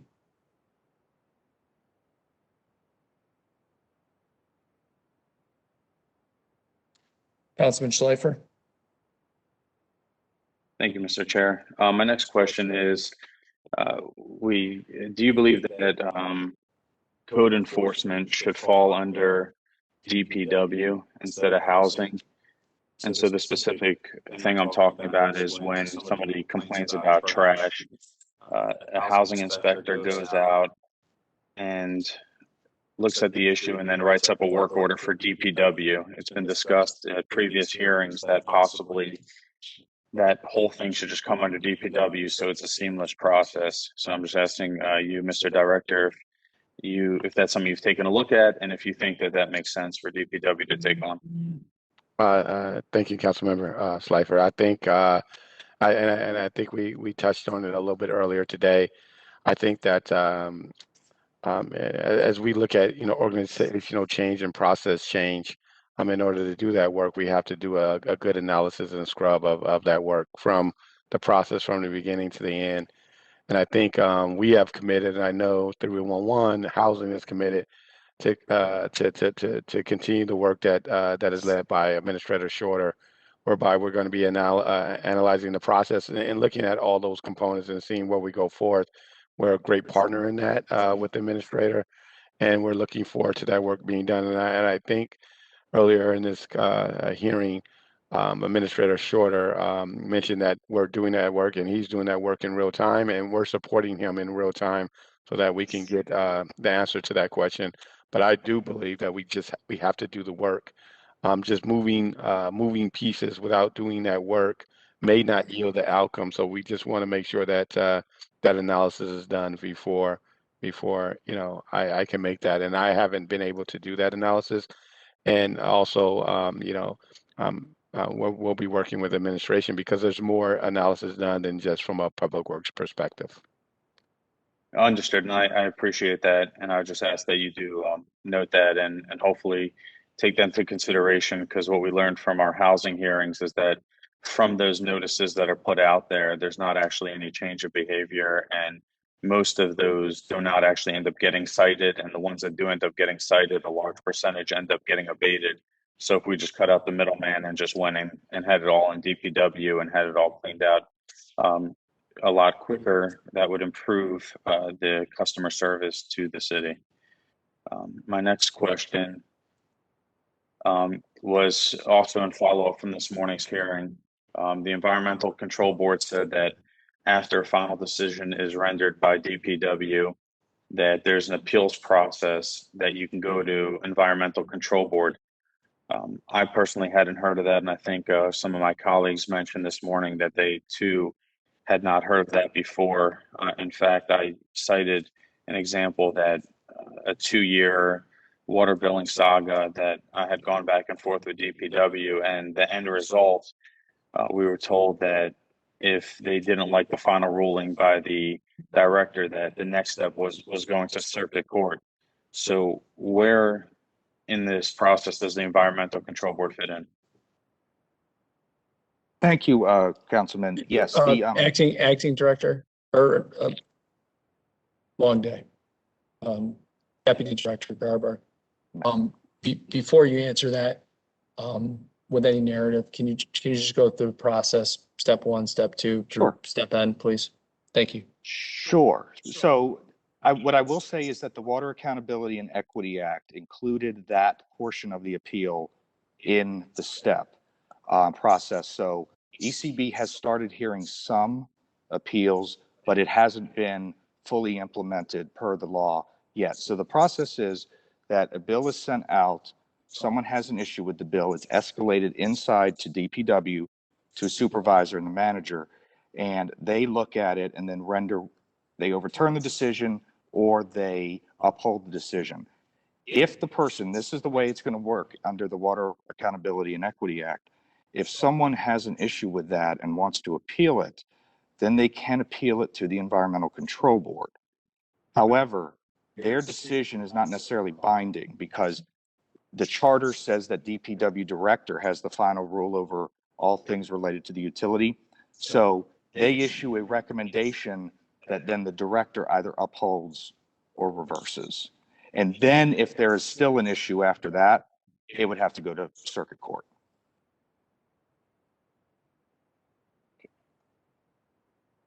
Councilman? Yeah, I'm just writing this down. I'm sorry to make sure that I have it. Okay, so that is good to Hang know. on, Councilman. Deputy Director Garbark, that's all outlined in the Water Accountability and Equity Act, Yes. right? Yep. And we're putting regulations together to that effect to make it clear. Outstanding. Councilman? All right, thank you. Based on the updated numbers, what percentage of the city currently recycles?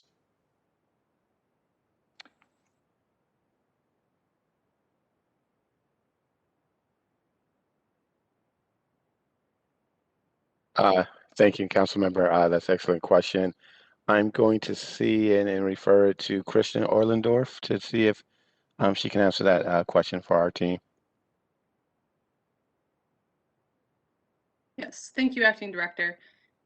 So percentage of the city that actually recycles is a little bit difficult because we don't necessarily know, household by household or individual by individual who is recycling. But our official recycling rate per the Maryland Recycling Act is around 20%, and that's only including certain materials. They're pretty strict about which materials count or not. So we can certainly provide some follow-up information on that. We've also done some additional research lately, kind of looking at the potential of residents to recycle as we move forward with our recycling carts.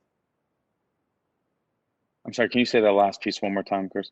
Yes, as we prepare to distribute the recycling carts citywide, we've done some additional research to determine which neighborhoods we believe will be experiencing a larger increase in recycling. So having more participation once we distribute the carts. Gotcha. And so, Director, you mentioned earlier in the hearing about the rollout of the recycling carts. And so based on what we just heard, approximately 80% of the city does not recycle. And so what's the game plan to ensure that the 20% of recycling that does occur won't be contaminated when we add these new recycling carts across the city, and people who have not participated in the recycling program before, may not realize that it's a recycling cart or may not be interested in recycling and instead put trash in those carts? Councilman, I apologize. Just to clarify, it's not that only 20% of individuals are recycling. That rate is actually based on tonnage. So looking at the total tonnage of trash collected compared to the total tonnage of recycling collected, based on all the data we have available to us. So is there any data available to know like what percentage of households of the 200,000+ households in the city are recycling? That is a complicated question because we don't require residents to sign up for service or anything like that. Basically, if the recycling is set out, we pick up the recycling. So there's some indirect indicators, but we don't necessarily know household by household who is actually recycling. But it's a lot of households not recycling. Is that correct? That's probably correct, yes. Okay. So Director, how do we deal with that with the rollout of the recycling carts? So as we roll out the cycling carts, and I think your question was referring to contamination, as we roll out the recycling cart program and the collection of that program, we'll also be rolling out an education program. And in that education program, number one, encourage folks to recycle, but number two, inform you how to recycle. And as we continue that education program, and then as we roll that out, it takes time for folks to learn that behavior. In my prior life, we've been had an education program for 15, 20 years, and we still have contamination. the contamination levels are lower. But again, it takes continuous education to reduce that contamination level, and that's what we're committing to do, is not only the rollout of the cart, but the education of our public. And these carts are new, so there's going to be some time as people transition to be able to engage in those carts properly. So can you just walk us through real quickly what the process is going to be from here, as far as the education and then the rollout, or the rollout and education at the same time? Like what should the council expect so that we know what to convey to our constituents? Because as I mentioned in my first question, you know, the communication has certainly been lacking. And so I just want to make sure that we're, you know, all working as a team, all 15 council members, working with you guys to ensure that we're relaying that information as well. So what does that look like from here on out? Christian, Christian Ollendorf, I don't know if you can answer that question. If not, I can jump in. Yes, sir, I can attempt to answer that question. So the recycling carts, we're actually very fortunate to receive a large grant from the Recycling Partnership to help with the distribution of these carts. And it's not just a grant to purchase the carts, it's accompanied by funding specifically for the education around recycling to go along with the cart distribution. It also comes with in-kind technical support. So the Recycling Partnership is a nationwide nonprofit that really is dedicated to expanding recycling access and education across the country for residents. So they come with a lot of experience and support. So we're working closely with them as we think about this implementation. So that's really the great thing and opportunity with this program. It's not just dropping off a cart and saying good luck. It's coming hand in hand with a lot of outreach. So there will be a postcard to every household in advance of the cart distribution. The carts will be, along with every cart, it will come with a package of materials around what the purpose of the cart is, where it's coming from, how to use it, what materials are accepted or not. And then we'll be following up with a series of outreach campaigns, you know, looking at social media, as well as more physical outreach, and, you know, really looking citywide at how to continue that education. In addition to the CART grant, we received a we also received a grant for an anti-contamination campaign focused on recycling. So once the CART distribution and the campaign around that is completed, later this fall, we'll be starting the anti-contamination campaign. And that will really be focused at looking at our top contaminants, which include number one, plastic bags. So residents tend to continue the recycling in a plastic bag, which is considered contamination. We also have issues with some other materials that can be problem items. So that campaign will really be focused on kind of that recycling right aspect and bringing down those contamination levels. So we do have quite a robust campaign planned throughout the rest of the year. And so the campaign, just to clarify, the campaign you said is happening hand in hand. Does that mean there's going to be a campaign, a very robust campaign prior to the cans coming to the households, or will it be at the same time? Yes, both. The postcards should be going out about a month before the carts start going out, and then as I said, with each cart that is distributed, it will be accompanied with a physical packet of materials. So throughout the rollout, throughout the distribution of the carts, there will be ongoing communication and outreach along with that. So it'll be before, during, and even after the distribution. Okay, so is there like is there a packet that you can provide to the council prior to this occurring so that we can review what materials will be going out, so we're educated on the topic, and also to make sure that it's sufficient enough based on our constituents' needs? I would defer to the acting director on that. I guess the quick answer is but yes, but a timeline around that. Let me speak to my staff to see where and how we can do that. Okay. Thank you. And we have a piece of legislation in front of us now. I think it's coming up at the next meeting, possibly already through the process, regarding where people live in the city. So I know, congratulations, Acting Director, you recently purchased a place in the city you were mentioning earlier today. Does everybody in DPW who who answer directly to the director, do they all live in the city? Currently, all of my direct reports that are permanent in their positions are city residents that I know. So all the permanent folks are city residents.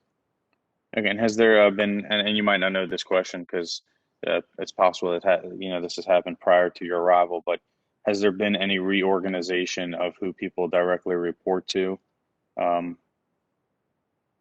after that law took effect? I don't believe so. We have some reorganization as I transitioned in, but the reporting relationships in the boxes of that org chart is pretty similar. Okay, so if I can just make one more request, and then I'll be complete, is if you can just provide us an updated organizational chart as soon as possible. Yes, sir. Thank you, Mr. Chair.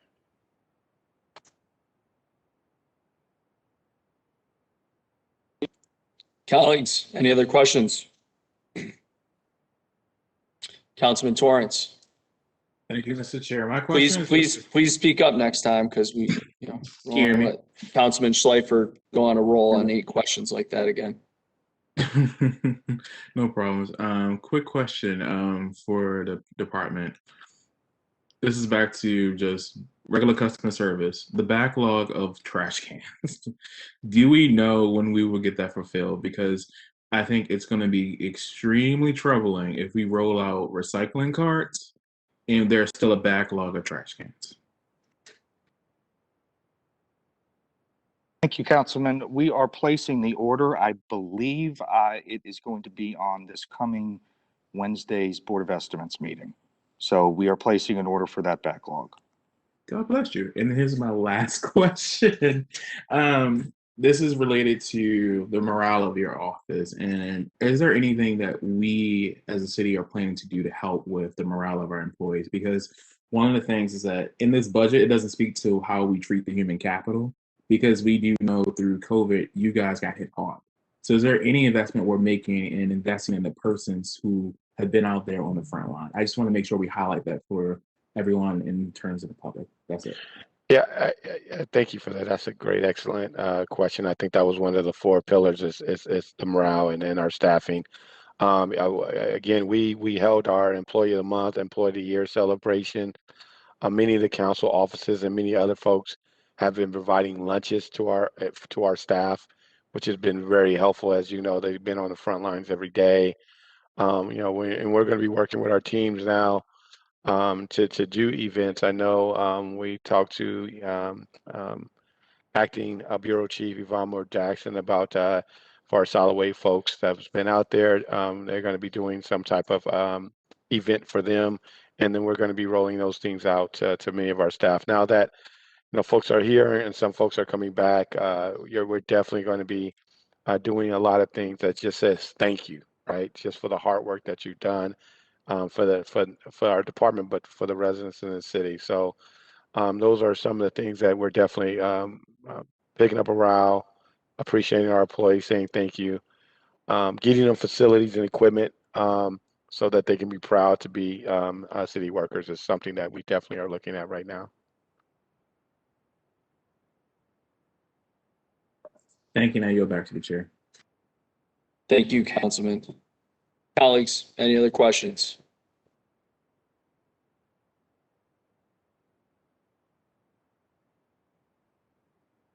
All right, Mr. Shorter, outstanding selection for our new DPW director by Mayor Scott. Good work. I think so as well. Thank you, Chair. Yep. Acting Director Mitchell, thank you so much. Appreciate you being here this evening. I want to take a moment to thank all of the incredible people on DPW that are going to make you look good every day. Matt Garbark, Yvonne Moore Jackson, Jerome Ragsdale, Kristen Oldendorf, 11th District constituent, Julie Day, just a ton of people that Mr. Patrick, who heads up UMD maintenance, Yosef Kabid, who has been incredible, all all that entire team around water and wastewater. So just want to say thank you. Appreciate you all being here. And we are now in recess.